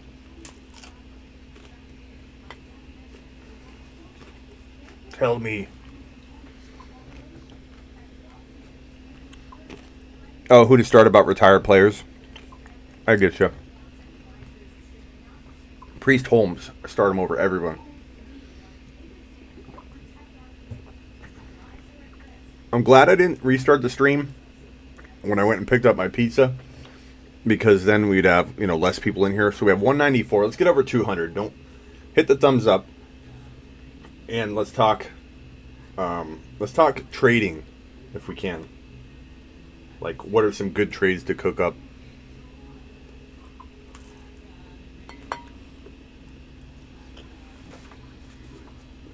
Where's Concepts? Is he here? Or did he leave? Well, I'll read it later. How's that? I just can't read it while I'm live, or you guys will be sitting there watching me read. You already had to endure me going and getting pizza.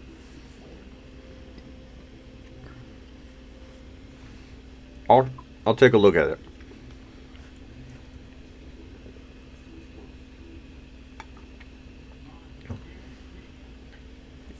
Sammy Watkins will play.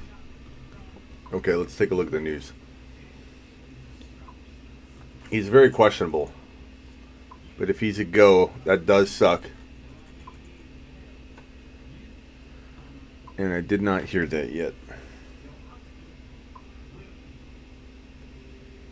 Yeah. Adam Schefter is reporting that Sammy Watkins' shoulder is expected to play Week 5 against the Colts. Watkins was surprisingly downgraded on Friday, but apparently his injury wasn't too harsh. He'll suit up. That sucks. It helps me in some leagues where I have Watkins, but I was really hoping. So I guess that's why you got to follow in the morning too, is because we'll update on all this injury stuff, and that definitely would have come up, but I'm glad you called that out. And it does suck.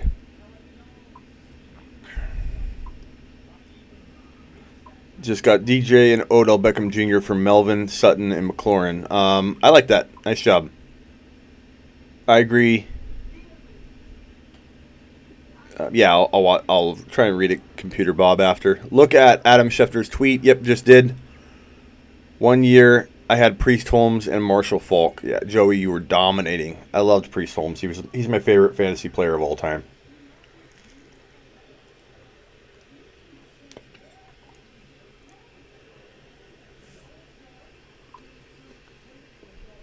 This is a messy pizza.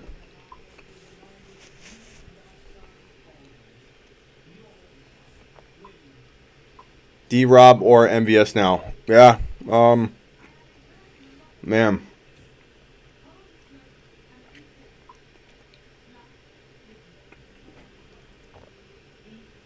I'm probably still tempted to go D-Rob, but that sucks because you still don't want to play Watkins. Curbing's here. Curbing, I asked where you were. Here's Curbing. But now you can't play Hardman with as much faith. I agree. I agree, Curbing. Curbing, this pizza's for you, buddy.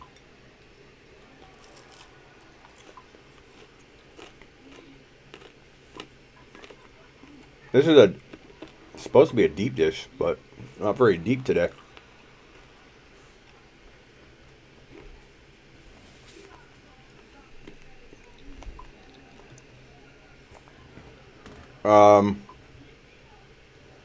Smitty, would you start Ridley or Sutton at flex? I think that's like a coin toss, close call, man. I think I've been asked that 4 or 5 times, and honestly, going back and forth in my head. My heart wants to say Ridley because I think he's just capable of so much. But Ridley's a victim of his situation at times. There's a chance he doesn't deliver because of that situation, but Sutton's safe. Ridley's got more upside, so you got to pick your poison.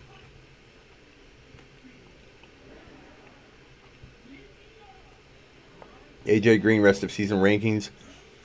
I don't know, man. Depends when he comes back. What's the word on him coming back? Gallup is playing. That prevents stacking the line against Zeke. I agree. Shepard, Allison, or Sutton. Sutton's the safest. Allison's higher risk, but has maybe more upside because A-Rod could feed him a ton. Assuming Watkins is out, I'm rolling D. Robinson. Well, Doug, we just learned, thanks to the fine reporting done in the chat here, that Watkins is now expected to potentially play.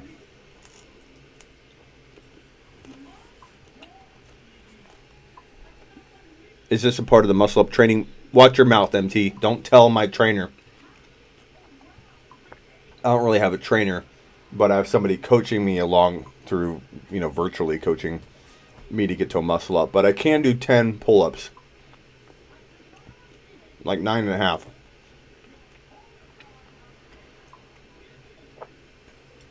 I can definitely do 9.5 to 10 pull-ups, which I could only do 4 when I started.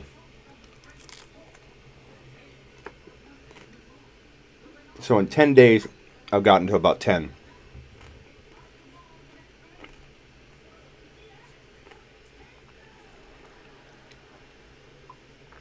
Curbings. I keep missing your response. Hope you're right. I need Mahomey to go off tomorrow. I believe Mahomey will. Play Juju, the bum toe, or pivot this week. I play Juju, but it depends on your options. Larry Johnson is my favorite of all time. I drafted him. Yeah, me too, man. LJ was the man. I mean, Holmes was my favorite, but LJ was also, I loved him. Talk about short-lived. 2 years LJ played elite.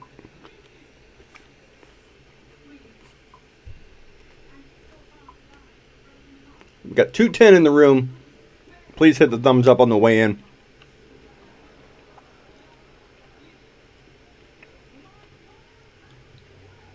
Can you hang on the bar longer than the guy from the Fantasy Footballers? Let's go try. I had I had Andy Holloway on the Fantasy Football Show during the live stream. So it was fun to get to talk to him. But let's go hang. Let's go hang.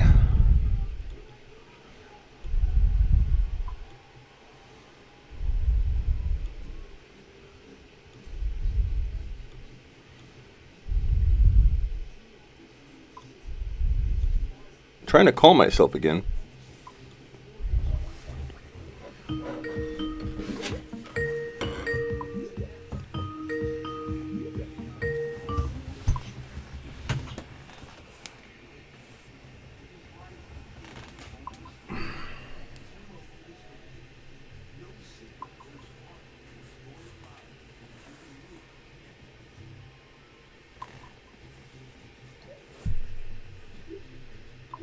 Okay, someone got a stopwatch out.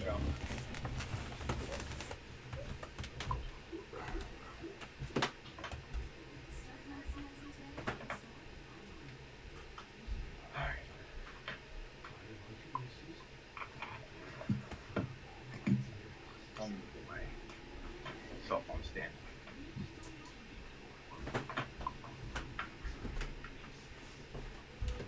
All right, who's got a stopwatch out? We're trying to be Andy Holloway. Didn't he do like 90 seconds or something?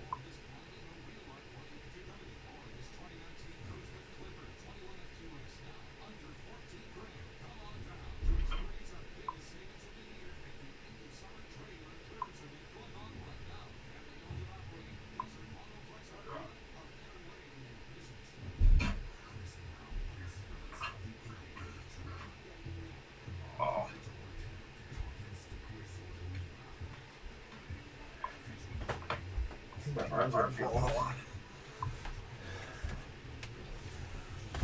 Oh. Damn. Oh. I didn't quit because of my hands. I quit because I felt like my forearm was going to bust.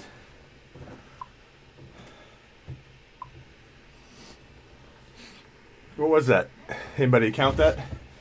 It had to have been 60 seconds, I think. I think I should have went this way. If I would have went that way, I think I would have lasted longer. Doing it this way,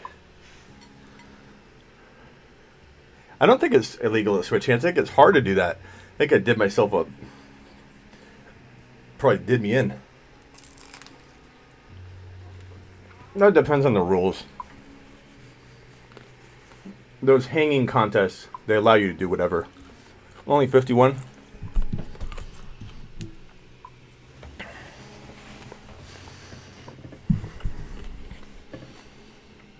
I don't know if he's tough. He doesn't look very tough. But he looked like he's definitely... That's a hard thing to do. I don't know if he's a big guy. He's tall, I think, but... I don't know if I'd call him extremely tough. But...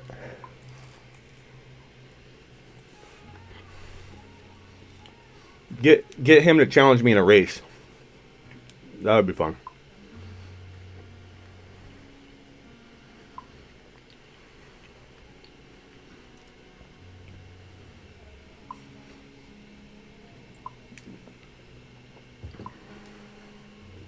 Yeah, I should have went like this. 25 if I beat his time. What's his time? Was it 90 seconds?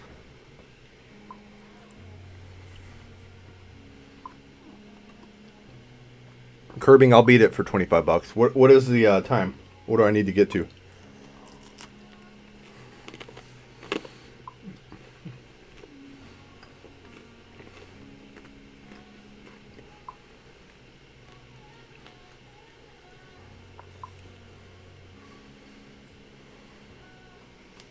I'll challenge him in a water bet. As many water balloons to the face.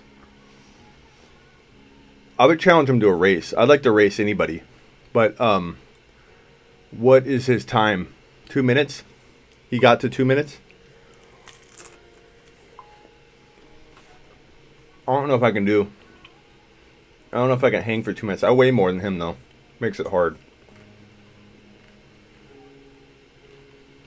But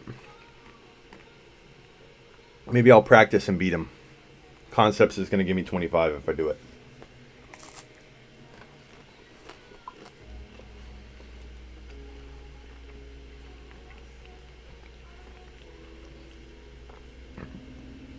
Michael says he'll add to it if I beat him on a live. I can't get him to... I don't think he'd do it live, but I mean, if I do it on live.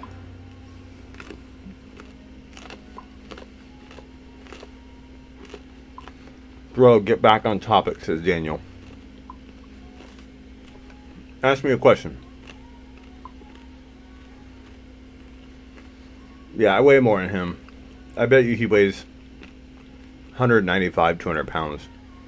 I weigh like 215, 220. I could probably get to 2 minutes if I practice, but we'll see. We'll see if I can do it. I'll take Smitty in a combine over any analyst. Thanks, Brissett's dad. I'm trying to get people to race me for like promotion and fun or charity. Just because I think it would be fun. If you got a question, ask it. Let's just make it 50. Curbing says. If I get to, Curbing, you'll give me 50 if I get to 2 minutes or beat his time 2:03, whatever it was. $50.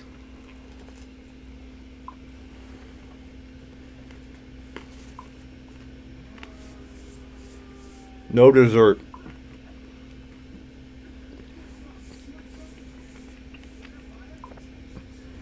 You think Andy's 165, 175 most? Yeah, I'm 215. Unfortunately, Carlos Hyde, I'm not a fan of. They don't use their running backs right. They're never going to.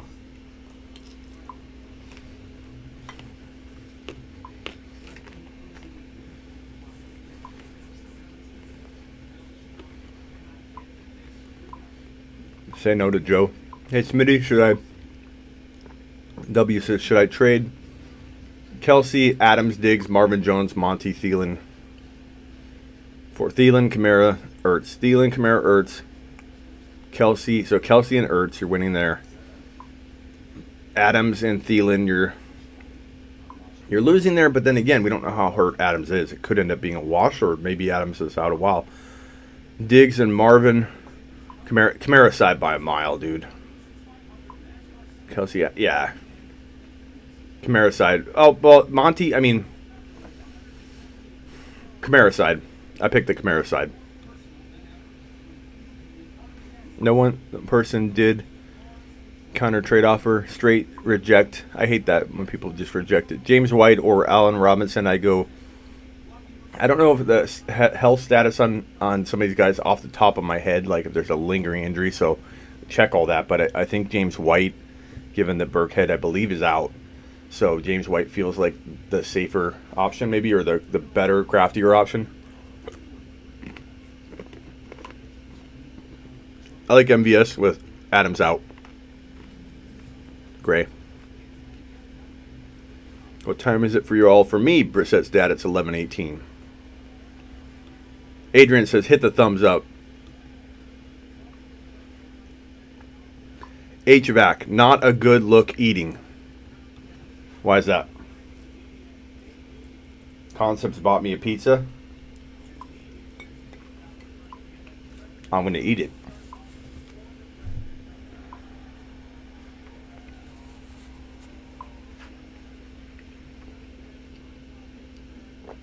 I live in Arizona, where the footballers actually are. I'm actually probably, my studio is probably 3 or 4 miles from their studio, I believe.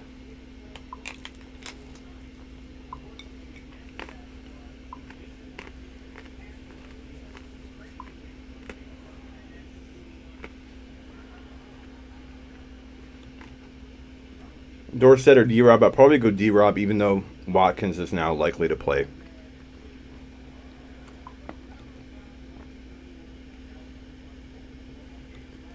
Doug says, HVAC, a man's got to eat.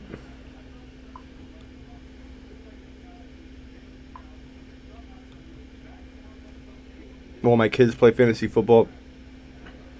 Probably, but I don't know that I'll pressure them into. I mean, they honestly, I get enough of it, you know, like I love it, but I'll be okay. It depends, you know. Esports says you don't believe in daylight savings time. We don't. The weirdest thing for being when you live in Arizona is that Eastern time, which is now 3 hours different. So right now it's 2:20 Eastern, but it's 11:20 here. I believe it's about week 10 in the season that daylight savings changes, and Eastern becomes 2 hours ahead instead of 3. And then California is the same time as Arizona right now, but once that change happens, California drops 1 hour behind. So it's kind of strange. It's like everybody shifts but Arizona. It feels like we shift, but we're not. We're not doing anything. We're just staying put, which is weird. But personally, I think it'd be easier to I guess, rotate with somebody, like if we were to stay with California time.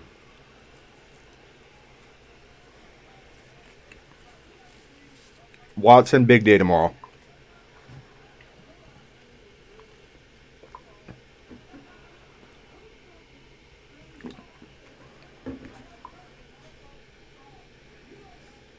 Yep, Arizona's weird. Arizona's got weird weather. Very hot, like right now. About, I don't know, I'd say May through September. So May, June, July, August, September. So 5 months. It's really hot. What's up, Chi-Town?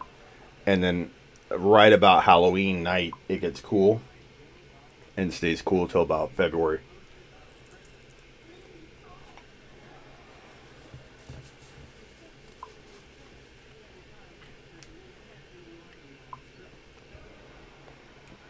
Sunsets and rises very differently throughout the year. There's some times during the year, like in the summer, or I'm sorry, in the winter, where it'll stay like light out till like 8 o'clock. Got Watkins and Gordon, Godwin.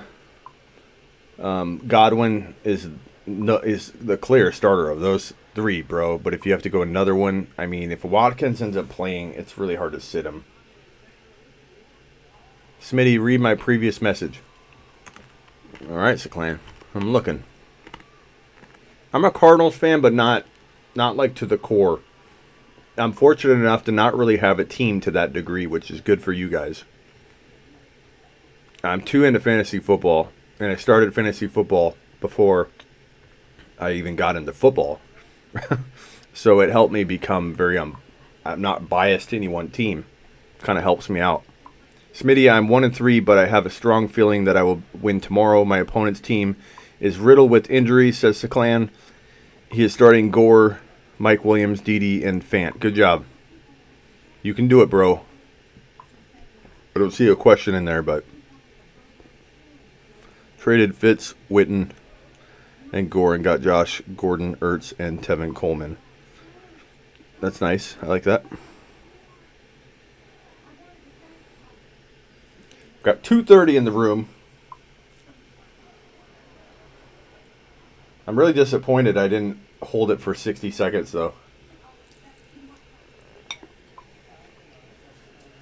Damn. Kind of mad at myself.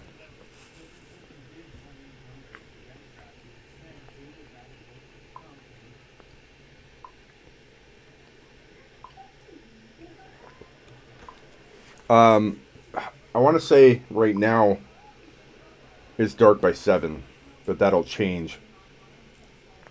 I think it's at the peak now where like this is the latest or the earliest it gets dark. Probably like, let me see, when does it get dark at Phoenix? I can Google this for you. When does the sun go down in Arizona? Damn Google.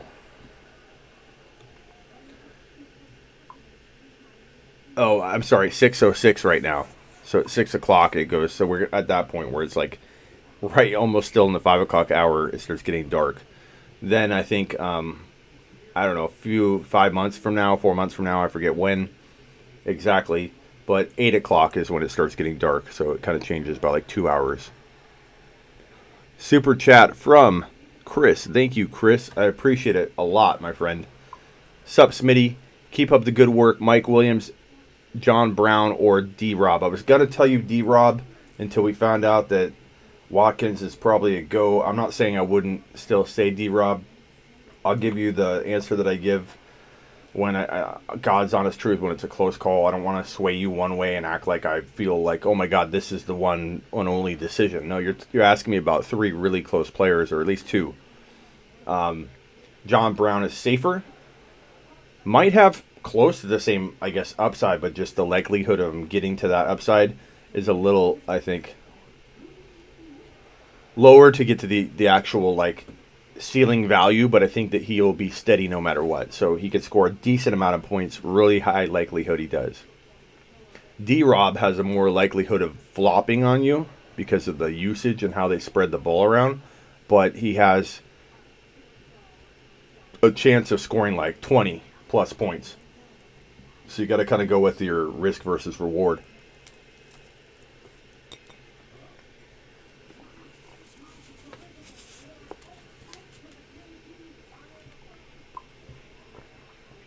Damn, that's good pizza.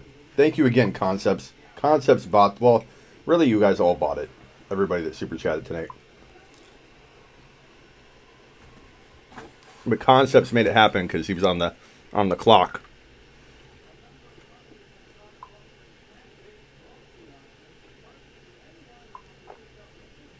I freaking hate people that say, send me an offer, and then they just sit there for 2 days. Yeah.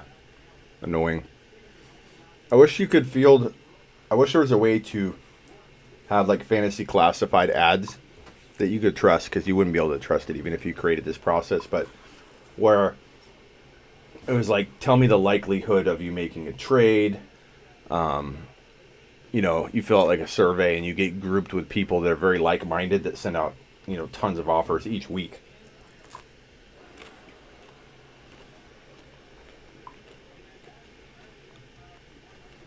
Hit the like button, says Fam. Fam Adventures.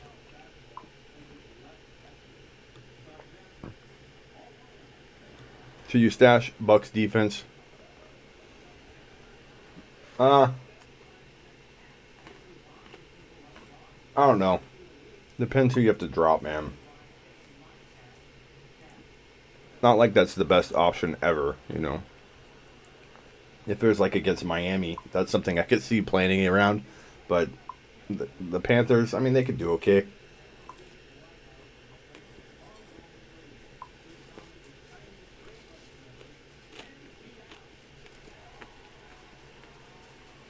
Yeah, people never respond in a lot of my leagues, Bob. All right. Let's do a speed round of fantasy questions.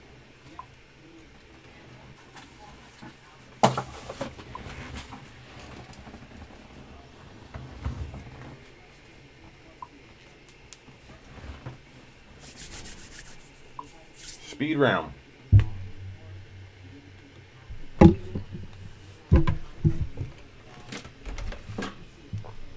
Is Jack Doyle a sneaky start? He's an okay start. I wouldn't call him sneaky.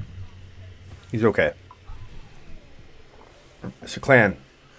Stat line prediction for these players. Dalvin, Bell, and Monty. Dalvin, 125 yards and 1 touchdown. 3 catches for 20 yards, let's say. Bell, 100 yards. No, 90 yards and 1 touchdown. No. 65 yards and a touchdown. 35 receiving. 4 catches.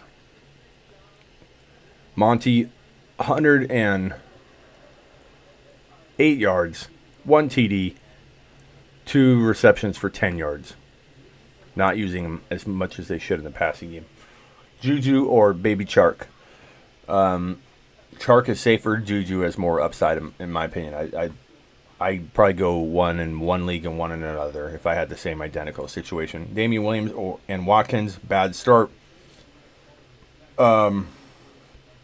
Damian, we need to know tomorrow. So you need to join me on my live tomorrow. I go live 1 hour before kickoff every single Sunday, and we need more information. We need morning of news on Damian before we can make that call. I would call Doyle a scary start, says Computer Bob. David Johnson Hollywood for Kamara. I take Kamara in a heartbeat. Tyler Eifert, a good flex play tomorrow against AZ. No Ross. I do think Eifert's a good play. If there's no news on Mac at 12, should I start Josh Gordon, Ridley, or should I risk it? Join me on the live and ask that live, Ramos, because I don't want to give you an answer yet. We need to just see what the news is in general. If we don't have any updates and he's looking questionable on the last report, then it'd be risky to play him. Start 2, James Conner, McCoy, Wayne Gallman, Jalen Samuels. Flex 2, so start 2, Conner. I start Conner.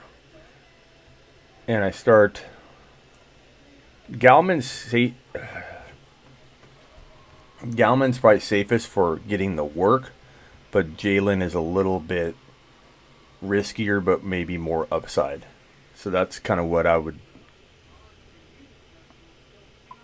But Connor, I would say, is a lock. Gallman and Connor might be your safest route to go, but I wouldn't blame you for starting both Pittsburgh running backs. Flex 2, Josh Gordon, Kittle, Sammy. Damn, you're asking me 50-50 calls across the board, bro. Kittle is a lock. If Sammy looks to be a go, man, you might want to go Sammy. And then Rivers or Brissett, I'd probably go Brissett. But these are all, you have literally all 50-50 calls, man. You're going to get that wrong 50% of the time. It's crazy.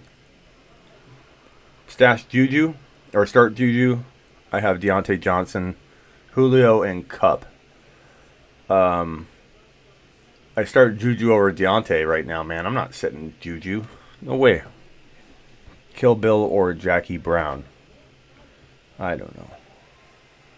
Trade. Kill Bill was a pretty good movie, but it was weird.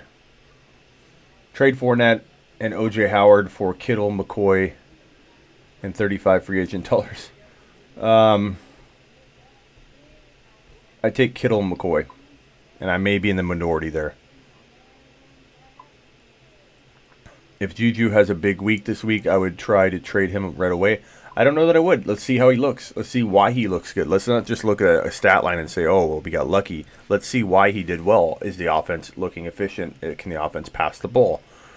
I think they can. I think Mason's better than people are giving him credit. Anderson says new. New to the show? If so, welcome. Sell high on Ertz. I could see that after this week, says Jordan. Adam Thielen or Sanders, says Adrian. I don't know if you mean Miles Sanders, if this is that same question but from before. But either Sanders, I go Thielen. Ridley or Hyde, I go Ridley. Smitty, who should you start at tight end, Hooper or Graham? Graham's a kind of a sneaky play because Adams is out, but Hooper's safer. Hooper's the guy everybody wants right now. I mean, I don't know why you would. What to do? I have 5 players on a bye in weeks 11 through 12. Start planning, but also know that that's not bad in a sense that at least you're going to get one loss, but you could try and prepare. But better to get one loss than a bunch of losses because you lose guys throughout the week, every week. Boy going off tomorrow, he could. Mike Evans, Calvin Ridley, A. Robinson, Dorsett, Miles Sanders, Gore. Best 3 for you, Jeff. I would say Evans a lock. John Brown, I'd probably put in there, and Ridley. Clan. Rodgers always had huge games at Dallas. I think he's going to put out 303. I wouldn't be surprised at all, Clan, if he did that, or even struggled a little bit because he's without Adams. But I start him. I love A-Rod. Odell or Juju as a trade target. I do trade low on both of those guys, Joe. Definitely. Depending on the price, though. Bama, Smitty. What was that projection for Montgomery that you read off? Oh, that I guessed off the top of my head. 108 yards, 1 TD, 2 catches for, I think I said 10 yards. Comfortable starting both Julio and Ridley this week? No, Justin, I'm not, but depends on your options, man. Mike Thomas, T.Y., Godwin, Manny Sanders, Damian Williams, Singletary, and Monty. 2 wide receivers and 1 flex. I'm sure the answer is the first three. Want to make sure. Mike Thomas, Ty, if he's a go. Is Ty a go? Godwin. I mean, yeah. If they're a go, you have to roll. 2 games. 2 games you're really excited to watch, Adrian. Trade away Saquon for Adams and Michelle. No, Alan. Alan, the answer. I don't want to wake up the household, but I want to. Yeah, I can do this. Take a lap, take a lap. Take a lap, take a lap. Saquon is the answer, Alan. Welcome to the Take a Lap show. Still appreciate you, though. I started Cooks and Lockett already. Only got me 15 total points. Facing Julio and Watkins, I'm scared, says Austin. Ty is playing. Nailed it. MVS, 8 catches, 88 yards, and 2 TDs, says Adrian. I like that. MVS is capable. Cameron says take a lap, Alan. Computer Bob says take a lap, Alan. But Alan, you're still appreciated here. Don't take that as a negative. You're a part of the community once you take a lap. Everybody needs to take a lap. Everybody. TY is a go. He's included in Adam's tweet. Doug says take a lap. Taking a lap is an honor on this show. As crazy as it is, I haven't played TY yet this year. Wow, Dustin, you must be loaded. Cameron, I'm facing the only 4-0 team this week. Good luck to you, Cameron. I'm trying to answer these questions as they come in. We got 250 in the room. Only 131 thumbs up, and 2 douchebag thumbs down, but that's all right. I appreciate the interaction anyway. I get it. But please wipe your feet on the way in the door. Alan says I'm leaving. Why? Why, Alan? Because I said take a lap? That's part of the show, bro. It means no offense to anybody. We hope you don't leave, Alan. Austin, does that make Brissett better than Kyler this week? Yeah. I still want to know why Alan's leaving. Get my steps in. That's right, Kay.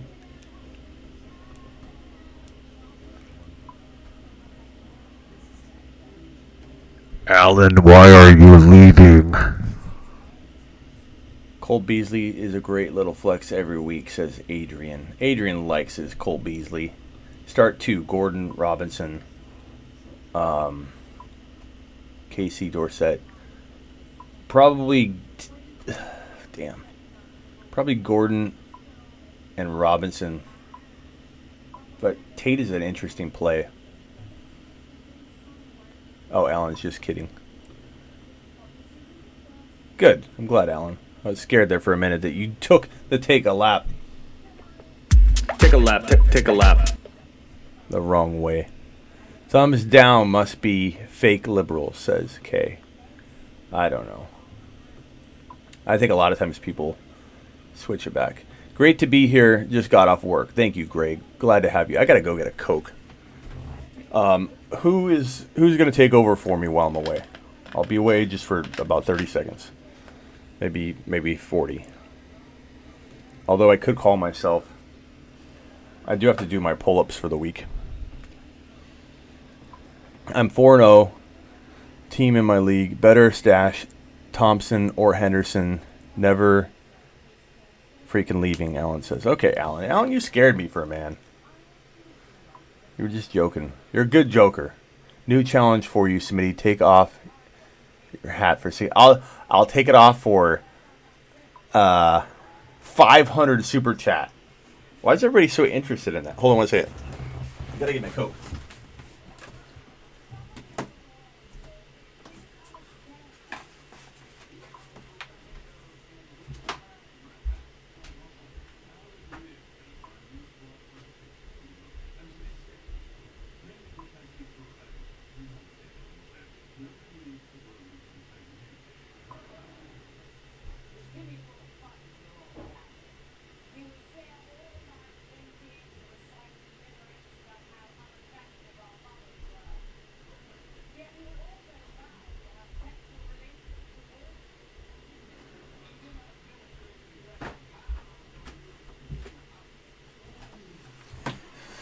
We've got a soda.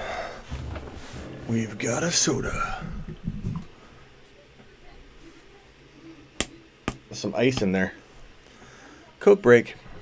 Patriots defense is killing everybody. I wish I would. That's another oopsie. How the hell did we not see the Patriots defense being so good? I'm going to open this with like ice at the top. Boys, I think Smitty is an alien. Why? Because I stay up late? Don't overflow, please.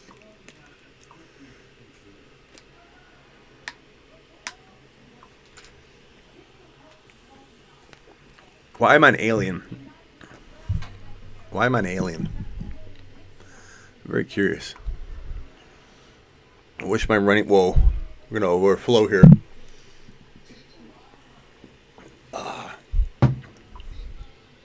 Super chat for $1.99. Stuart, you are the man. Stuart says Morrison. Thank you, Stuart. If you have a question, please post it. Smitty, man, just wanted to say appreciate and love you, man. Thank you, Alan. Alan's appreciated in these parts. I thought you were mad at first, for real. How the hell is he 4-0, says Seclan. Seclan's not having whatever you guys were talking about. Man, I shouldn't have ate that full pizza. I was doing pretty good today with my calories. It's probably 1,000 calories I just swallowed down. Need to get back on my freaking weight loss. I gained 15 pounds when I tore my patellar tendon off my kneecap. My kneecap was floating in my thigh, the lower part of my thigh, just floating around in there like a freaking, I don't know, lost rock. It's not football time yet. Jason with the super chat. Pick one, Chark, Hollywood Brown, Terrell Williams, and Mike Williams. Pick one. Pretty easy to narrow it, Mike Williams out, even though Williams could do good at any moment, sure. Chark is probably the safe play. Hollywood Brown has probably the most upside, but a little more risk than Chark. And Terrell Williams is probably the more consistent guy, or the guy you can count on getting like 10, 12 points. I'd probably go with Hollywood Brown myself, but that's me. Why am I an alien? Is anybody answering that? Smitty, my dream is to go with you on a tour to Area 51. Well, my friend, I don't know that they're going to let us in. Especially if I'm an alien. Well, they might let me in if I'm an alien. Why am I an alien? I don't understand.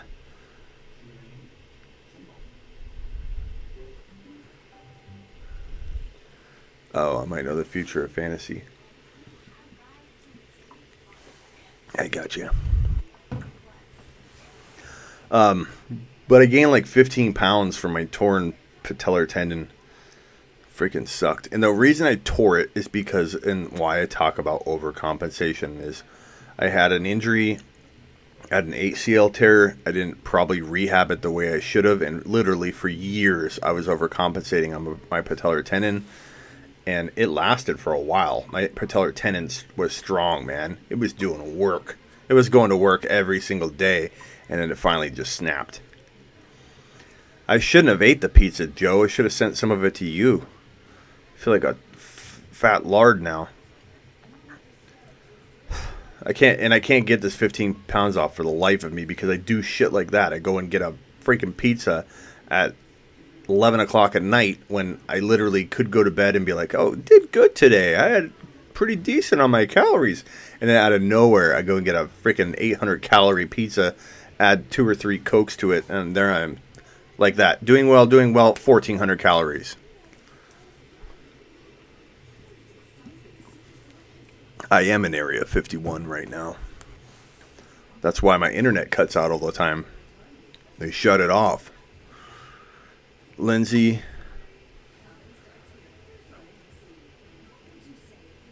Steve Jobs or Bill Gates? Steve Jobs, I guess. In Dynasty. I mean, Gates. Stuart with the super chat. Thanks again, Stuart. Stuart says, Coleman, Jalen Samuels, or Juju in flex. I have more set. Dude, I don't think I mess around with Coleman yet. And Samuels is pretty crafty, but it would be hard to sit Juju. But between the two of those, what do you guys think? Let's do groupthink for Stuart. Do you go Samuels or Juju at flex? Punch it. Samuels or Juju, go. Help out, Stuart. It's worth it. Pizza's always worth it. Yeah, it might be MT. That was awesome. Late night pie and Cokes. Yes, Cat Van. Call it a cheap week, Michael. Smitty. Call it a cheat. Oh, I'm sorry. Where was that? And challenge Andy to hang. I'll challenge him to it. Send this clip to him right now. Anybody wants to do it, send it to him. We're 2 hours and 11 minutes into the show, so mark it down. 2 hours and 11 minutes, and I think about 20 seconds. Send this to Andy and say that Smitty. Let me talk to you, Andy. Andy, I had you on my show once, and we talked about players, but this time, either I go on your show or you go on my show, and I challenge you to a hang. And I just proved that I'm about a minute behind you. So you better accept and put me to shame. But I'm going to train hard and try and beat him. He'll beat me, though. Here's the thing. If he's at 2 minutes, unless he's been training to get this 2 minutes. If he's at 2 minutes without training and I'm at a minute-ish without training, he's only going to get better at it, too. So maybe I catch up to a minute, but maybe he does like 2:30.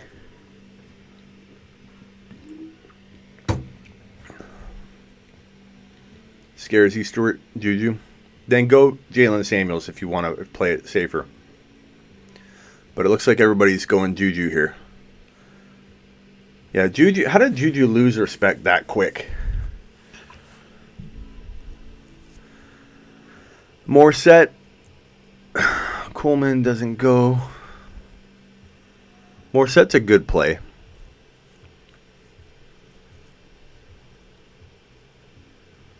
Juju is just not that good this year, says Doug. I disagree. Dude, think about it, Doug. Doug, and I'm not going at you. I'm just trying to challenge the point. So I'm not going at you. But think about it, Doug. He's had. Let's look at exact stats here because I keep talking about stats that I think he had. But let me pull up the legit numbers. So here's what I go at. This is how I attack this with you, Doug. Juju. Week 1, 6 receptions, 78 yards. That's not a bad week, Doug. It's not what we want from our number 1 wide receiver, but that's not a bad week. Week 2, and yes, Ben Roethlisberger's in there. I get it. 5 catches for 84 yards. Not a bad week, Doug. Next week, 3 catches for 81 yards. That's 2 80-yard games in the first 3 weeks, and his worst game, 78 yards. Tell me, and he had a touchdown. So 3 catches, 81 yards, and a TD. Take week 4 out of it. You're judging him based on what you're predicting him to be with Mason Rudolph under center because you're predicting bad. You're predicting in using just week 4. But he didn't bust at all in weeks 1 through 3. So you tell me how he's a bust or he's proven to be a bust yet. He had 1 bad week.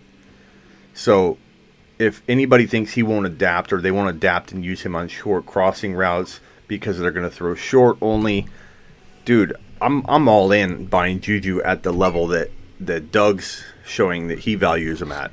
You know what I mean? Am I drafting him in the top 12 anymore? Absolutely not. In fact, let's do a mock draft. We're doing a double confirmation mock draft, which I coined on sleeperu.com. How it works is you got to have two in a row. So if you say Saquon, the next person says Zeke. It can't be the same person. Don't post it twice. Don't say Zeke and then Zeke. So if it says Zeke, Saquon, Kamara, Saquon has been double confirmed. So therefore, he'll be the 1.1. So let's do a mock. Let's do a mock draft. This is redraft. Kittle's not first. I'm just using this graphic. So who is number 1? Go. I'm going to throw Saquon out there as number 1. Once he's double confirmed, then we'll lock him in. Mock draft time, go. And let's go to this and put mock draft. Mock draft at week 5. Okay. Mock draft as of week 5 start. Who are we going with number 1? McCaffrey. McCaffrey's the 1.1. Okay, who's the number 2? Can you put the numbers in front, guys, so I know you're not talking about an old rank? So put 2 McCaffrey. Or 1 McCaffrey. So I know McCaffrey 1, which is a landslide, by the way. But I can't count your vote unless you have the number of the pick we're talking about. So now we're at pick 2. So put 2 and then the player. So who's 2? Daryl, it's Dalvin Cook, not Cooks. So put a 2 in front if you're voting for the pick 2. Dalvin Cook or Cooks? Okay, 2 Cooks in a row. So Cook is number 2. So now put a number in front of number 3. We already got Cook. So now we're at number... We did get 2 Camaros in a row. So I'm going to count that as pick 3. So Alvin Kamara.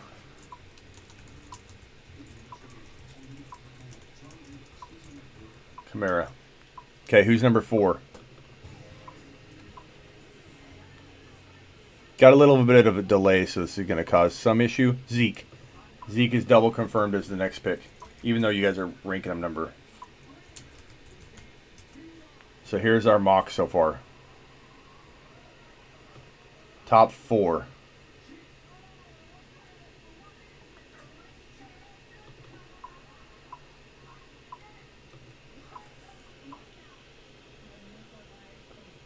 Saquon's next.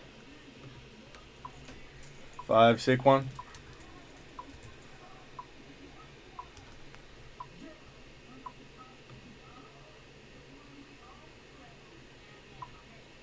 Saquon. Okay, so Saquon's in. Who's number 6? Put a 6 in front of it. Got a Mahomes. Barkley's already locked in. Gallman. That's why we do double confirmation, Mighty, so you can't screw up the mock draft with Gallman. Or Guy putting in Daryl. Jeff Wilson, Rich. Mahomes. DJ, 2 DJs in a row. I don't like him here, but you guys are the ones calling the shots. DJ. Who's number 6? Mahomes. Look at that. Look at that. You guys are putting Mahomes in the first round. I like it. I like it because people don't usually like this stuff. We don't care. We don't care. Keenan Allen. Keenan Allen, number 6? Are you guys serious? You vote Keenan Allen, number 6?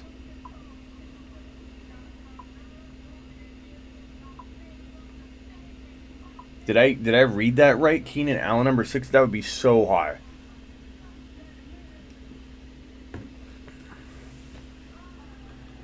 I mean, we're not at number 6. We're at number 7, though.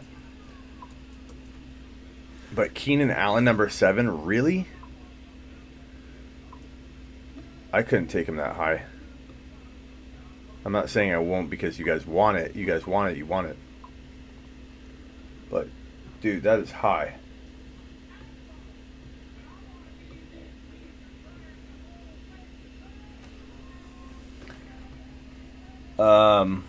Bledsoe. Can we talk about the Keenan Allen, number 7, overall? If you guys really want me to put that in here, that is high. I get it, he's played great, but that's a super, super high. Michael, super chat. Sorry, guys. Super chats interrupt. You're a good sport, Smitty. Andy will probably win, but I will still back you. Don't put it. He owns Mike. Don't put a what? You mean a money on it or something? Is that what you mean? Thank you for the super chat, Michael. Barkley was 5. Oh, Barkley was 5. That's right. Barkley. DJ 6. That's why you guys are here. You catch my mistake. 7 was Mahomes, so 8. Are we putting Keenan Allen at 8?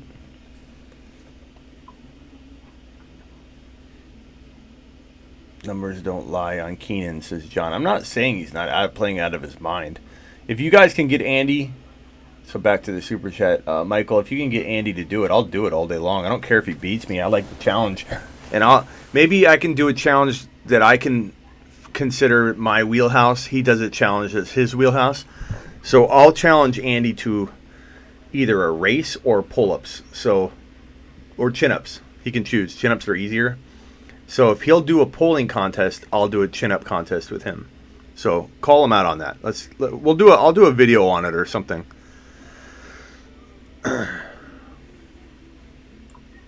Maybe we donate to charity.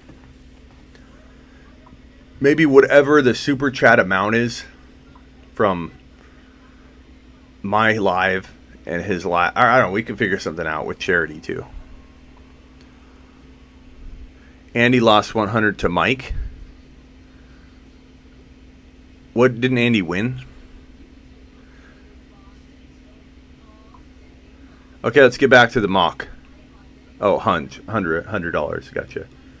Let's get back to the mock. So who's number 8? Is it going to be... Is number 8 going to be Keenan Allen? Let's start over, guys. So put 8 and then your vote. So if it's Keenan Allen...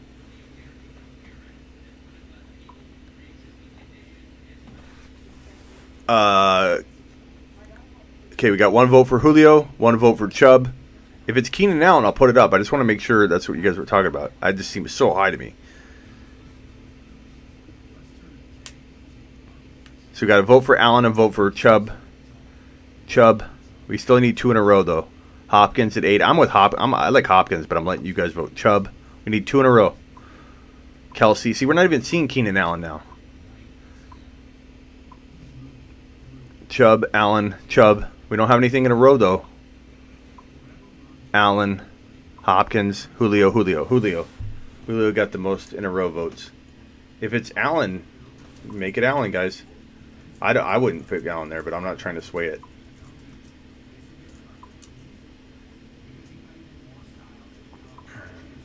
Hopkins.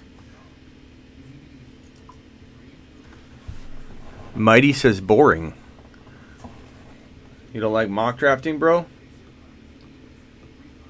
We can just do the top 12.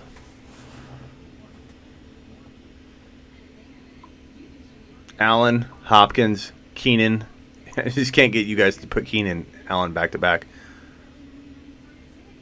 Julio is 8.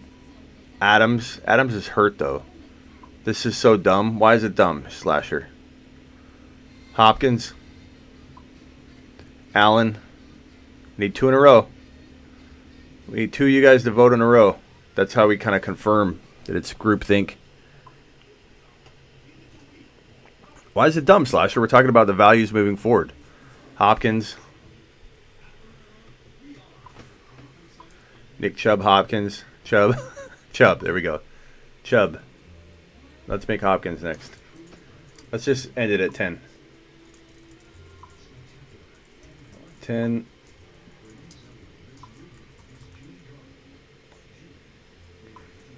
Let's go to 12.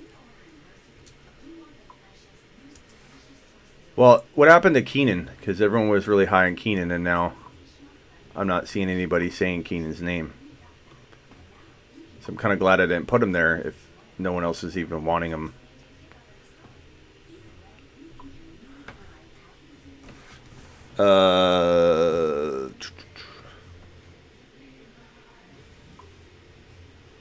Chubb's at 9.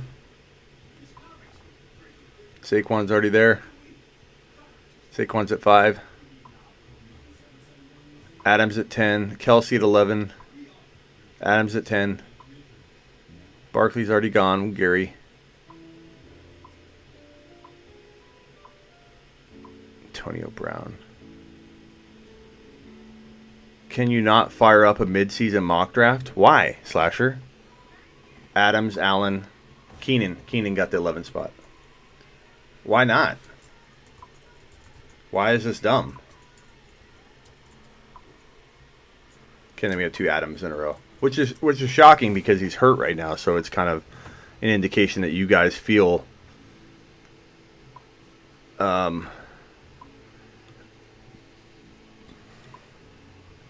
have to put this over here. I think it's kind of cool to do a midseason mock, bro. I don't know what you're talking about. I appreciate you, though, Slasher. I don't want you leaving or anything. I don't want you upset. But, I mean, what's wrong with seeing where we all view these guys moving forward? When you think about it, Slasher, what is a trade? A trade is where you view guys right now moving forward, right? So I think, if anything, doing a mock draft right now is freaking fantastic because it gives you a good value range for these guys to say, hey, like look at Cup. Everyone's putting Cup at 12, even though we already locked Adams in, which I think was high because Adams is banged up. But Cup is getting a bunch of 12 votes. Pats, Patriots, D. But this helps you figure out who you value where and what you would do for a trade. So I think it's Slasher. It's a fantastic idea. In fact, I'm going to do a show for it. I'm saying do it on a platform. Well, I want to do it in group think fashion. I wanted to know what you guys think the top 12 are. So I get what you're saying, and of course I would, but I want you guys involved. And so doing in this double confirmation mock draft usually gives you a good indication as to what an ADP would really feel because you don't have one guy screwing it up by going, I want, Mixon 5. And you're like stuck with this dumb mock draft. It now doesn't make sense because some Mixon homer came in here and wanted him number 5. It takes 2 people to say Mixon in a row. Anyways, Pat's D. I like the mock idea. I'm saying do it in a draft. We will. We do it all the time, and we have in the off season, bro. I think you're baby joining and not knowing that we've done this before. This isn't something we normally do all the time. It's more of like a figure out what I know, but we want the group involved. Slasher, don't worry. We do what you're talking about during the off season a ton. Do a lot of mock drafts together. This is more of like, hey, let's quickly come up with a ranking.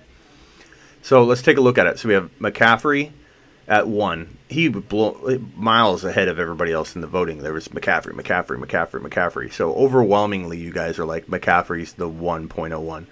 Cook went number 2 pretty quickly. There was a double confirmation on that right away. And I do the double confirmation.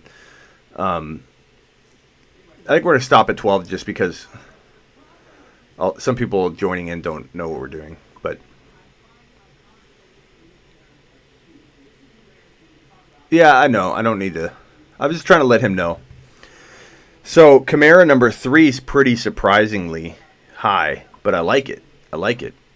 Kamara to me, I think Zeke is the number 3 myself, and I'm a big Kamara fan, so I'm pretty shocked he went. But it only takes 2 people to do that. It does take 2 in a row, but Zeke at number 4 I think is right about right.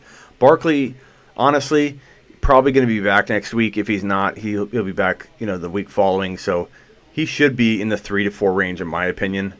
But it's interesting that this is what we came up with as a group. DJ's a little high for me. I don't think he's performing to that level right now. He's a top 12 guy, but I don't know that I have him 6. I didn't have him 6 in the offseason. So given he's not delivering, to the level that everybody expected him to, I think that's still pretty damn high. Hit the thumbs up on your way in if you don't mind, or if you've been here for a bit and you haven't hit the thumbs up. It helps the channel grow. I appreciate it, and it helps me deliver more content to you on a regular basis. So if you like this show, this format, you want to see it grow, you want to be a part of it, just hit the thumbs up and definitely share it with your friends. Make sure you're subscribed if you haven't, and let's get to it. So Mahomes at 7, surprisingly high, but I love it. I love that our community is not afraid to speak up and say, you know what? Draft a QB early. Take this. Julio at 8. Chubb at 9. Hopkins at 10 is surprisingly low to me. It proves that he's one of the better buy lows right now. Even in our community, he's ranking way too low, in my opinion. You want one more round? All right, let's do one more round. So for those of you joining, we're doing what's called double confirmation mock drafting.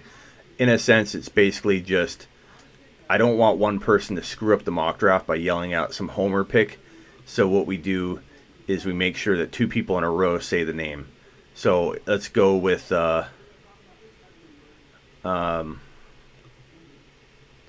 whoops. Let's go with number 3. So Cooper Kupp was number 13, which was it's high, but I mean I can understand it. So what's 14?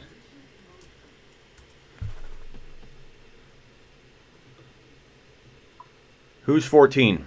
Thanks for the thumbs up, guys. It really does help the channel. 1 vote for Mac. You should not have ate that pizza. Damn it. Who's number 14? Vote it out. Thomas. Cup is already there. Cup's already there. Cup's already there. Mac. Kelsey. Bell. Andrews. Kelsey. Thomas.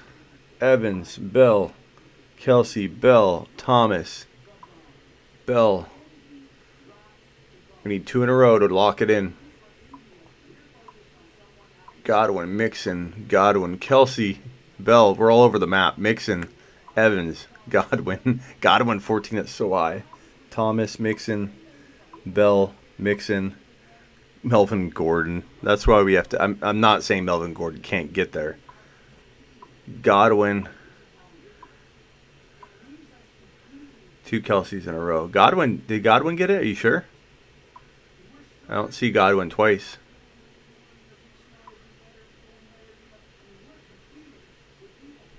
I don't see Godwin twice. But we'll go Kelsey Godwin because we did see a bunch of that in a row. So we'll go Kelsey. And 15 we'll go Godwin, which is, how did Godwin go above Evans? That's crazy, in my opinion. And Bell twice in a row. So 16 would be Bell. Mixon. Bell. We already got Bell.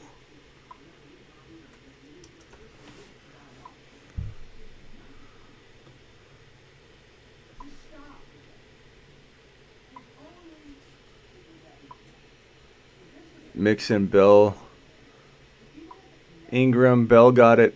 Kelsey is a secret Chiefs wide receiver 1. Godwin, Bell was twice. I got it. Bell's up. Ingram. Want to vote for Ingram.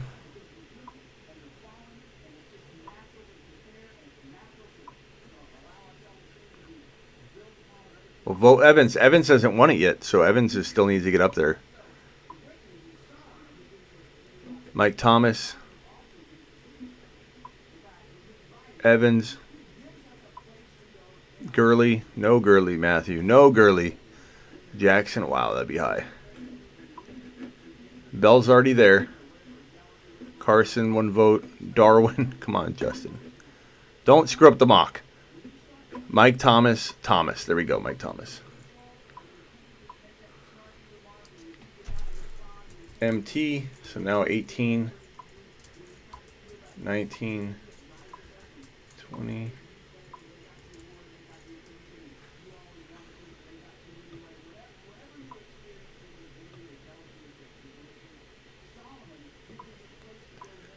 Evans, Thomas is already in there. Mac's got quite a number of votes here and there, but not 2 in a row. Montgomery from Allen. Mac. So if you're just joining us, there's 2 Macs in a row. Max high. We're doing a mock draft, a mid-season mock draft. We're only going to go through to pick 24. Evans. Mac got a ton. Evans, Jackson, Evans. I think we got Evans. I'm putting Evans in there, but I don't know if he was for sure double confirmed, but I think it's a good spot for him. So I'm going to put him in.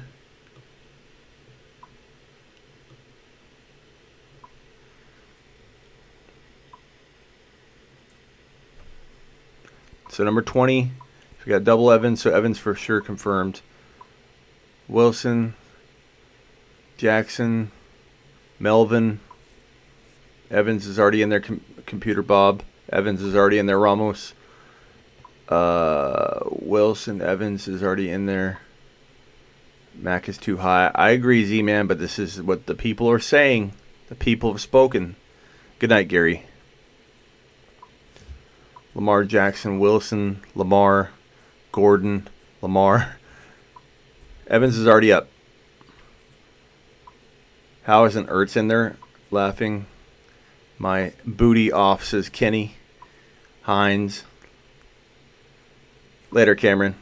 Go study. Cooper, Lamar, Russell. Cooper, Lamar, Russell. Melvin, Gordon. There's Gordon twice. Wow, you guys have faith in Melvin.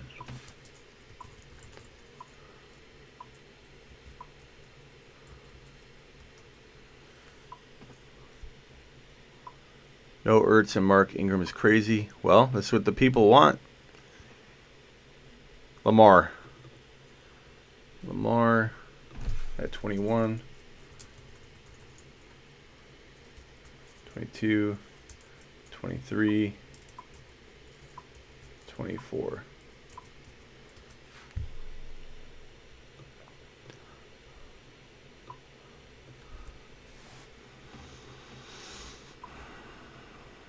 Just got some Indian takeout. The food is so amazing. I had a Dr. Pepper. Wilson's next. I think that's high myself, but it's what you guys want. Cooper.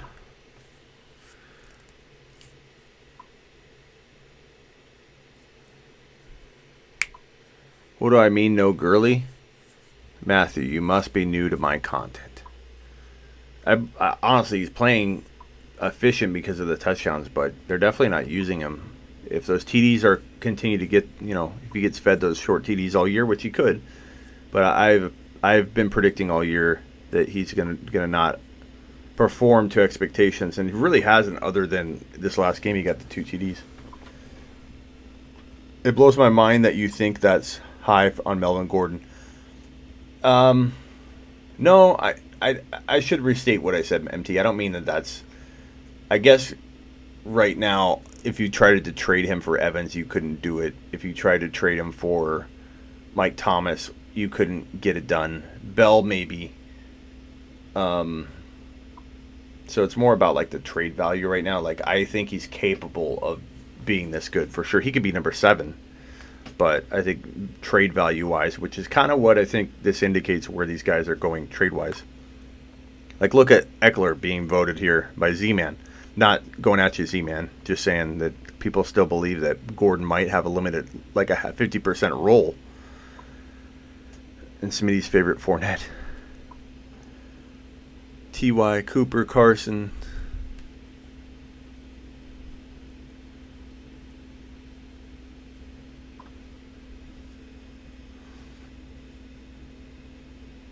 Waller, Hill, Amari. I think Amari's got enough votes. I'm just going to put Amari in here.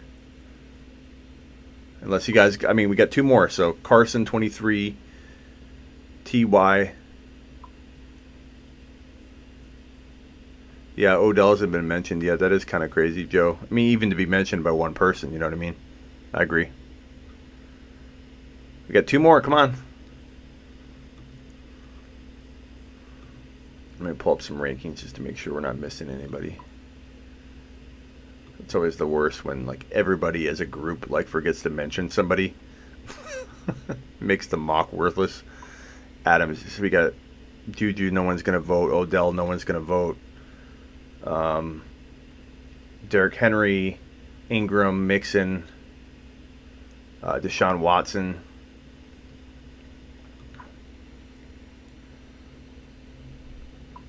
Carson, Ingram, Evan Ingram, that'd be so high, bro.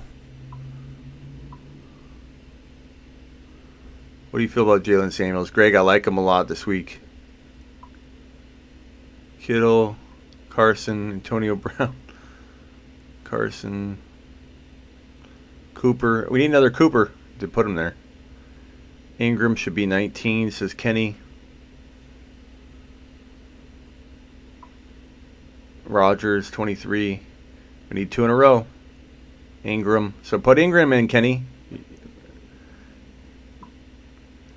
Adams is already in there. I know. MT, it seemed high. Antonio Brown doesn't count by Allen. MT is just asking. So Carson. Tyreek. Yeah, Tyreek's a good one. Ingram. There you go, Kenny. Put an Ingram in. Ingram, part of the reasons you're not saying Ingram when you need to, Kenny. So Ingram and Ramos says Cooper. Anybody else have a Cooper? Carson, Ingram, Carson. Super chat by... Whoops. Super chat by Mark. Mark, thank you, sir. Flex, Fuller, or Shepard? What do you guys think of that for Mark? Shepard or Fuller? Let's help him out. 2 Coopers, finally. And Henry, I'm surprised Henry hasn't been mentioned more.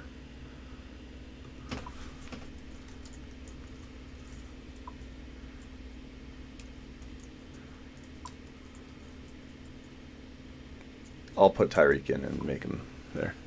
There we go. There's our top 2 rounds. What do you guys think about Fuller or Shepard? Can you answer that question here for Mark? Let's give him some groupthink, give him a really good answer, and help him out with this question because he's a dedicated member. Kenny says Fuller. Jordan says Shepard. Z-Man says Shepard. Cooper got 2. I already got Cooper up, and we're all set. Henry at 18. Yeah, Henry would be good. Fuller. Shepard, Fuller. Fuller's weak, says Jeff. Odell, 24. Well, he didn't make it in. What about Golden Tate? He's back, says Greg. Mark Evan Ingram, Austin. I agree. Ingram's deserving of a top 24 pick. Fuller, Shepard. Fuller. Shepard has the Vikes D, says Kenny. That was fun, Smitty, says Ramos. Thank you. Tahoe says Fuller, Shepard, but Fuller could go off. Fuller, Shepard. I'm going to say, Mark, because you're asking me, I'm going to say Fuller. I think I take the risk that he does well this week. Watson, I think, is going to feed them the rock and get the offense going. Watson wants to rebound in week 5. I'm going to go Fuller, but you wouldn't be crazy to go either. It's obviously a 50-50 call, proven by the chat of a split decision. Thank you for the super chat. Alan's going to take a lap and go to sleep. I'm going to call it a night too, but here we go. That is the outro music. And what does that mean? That means I do a speed round of questions on the way out the door. If you haven't subscribed, please subscribe. And please hit a thumbs up on the way out. It helps the channel tremendously. Speed round, hit me with questions on the way out. Music stops, the show's over. How did we get Tyreek over Odell? Because they had a vote and I put it in to end the show. Tyreek hasn't played since week 1, and all this Chiefs wide receivers have been going off. He gets voted 24 over Odell because I threw it in there. I was trying to end the show. I'm okay with him being outside the top. Smitty, should I drop D-Jax for Fuller? If this week you need him, do it. But D-Jax is somebody to monitor. Cup, I feel, needed to be in the top 12, says Kenny. I hope Evans picks up right. Flex starter, Cooper or Jeffrey? Cooper. Easy call. Anything can happen, but easy call. Michelle or Montgomery, very, very close. Michelle could eat a lot. Burkhead's supposed to be out in this week. Check with me tomorrow. I'll be live 1 hour before kickoff on here, youtube.com/thefantasyfootballshow. Hit subscribe. Make sure you know. Hit that bell notification so you know when I go live. Gallup or Coleman, easy call. Gallup's going to get the volume. We don't know what Coleman's going to do. Tyreek didn't. Should I put in Gore, Robbie Anderson, or Dorsett? Probably Dorsett for now. Damian or Gallman? Gallman. Join me 1 hour before tomorrow's games right here. Thanks, guys. I appreciate all of you. Thank you for all the super chats. You guys rock.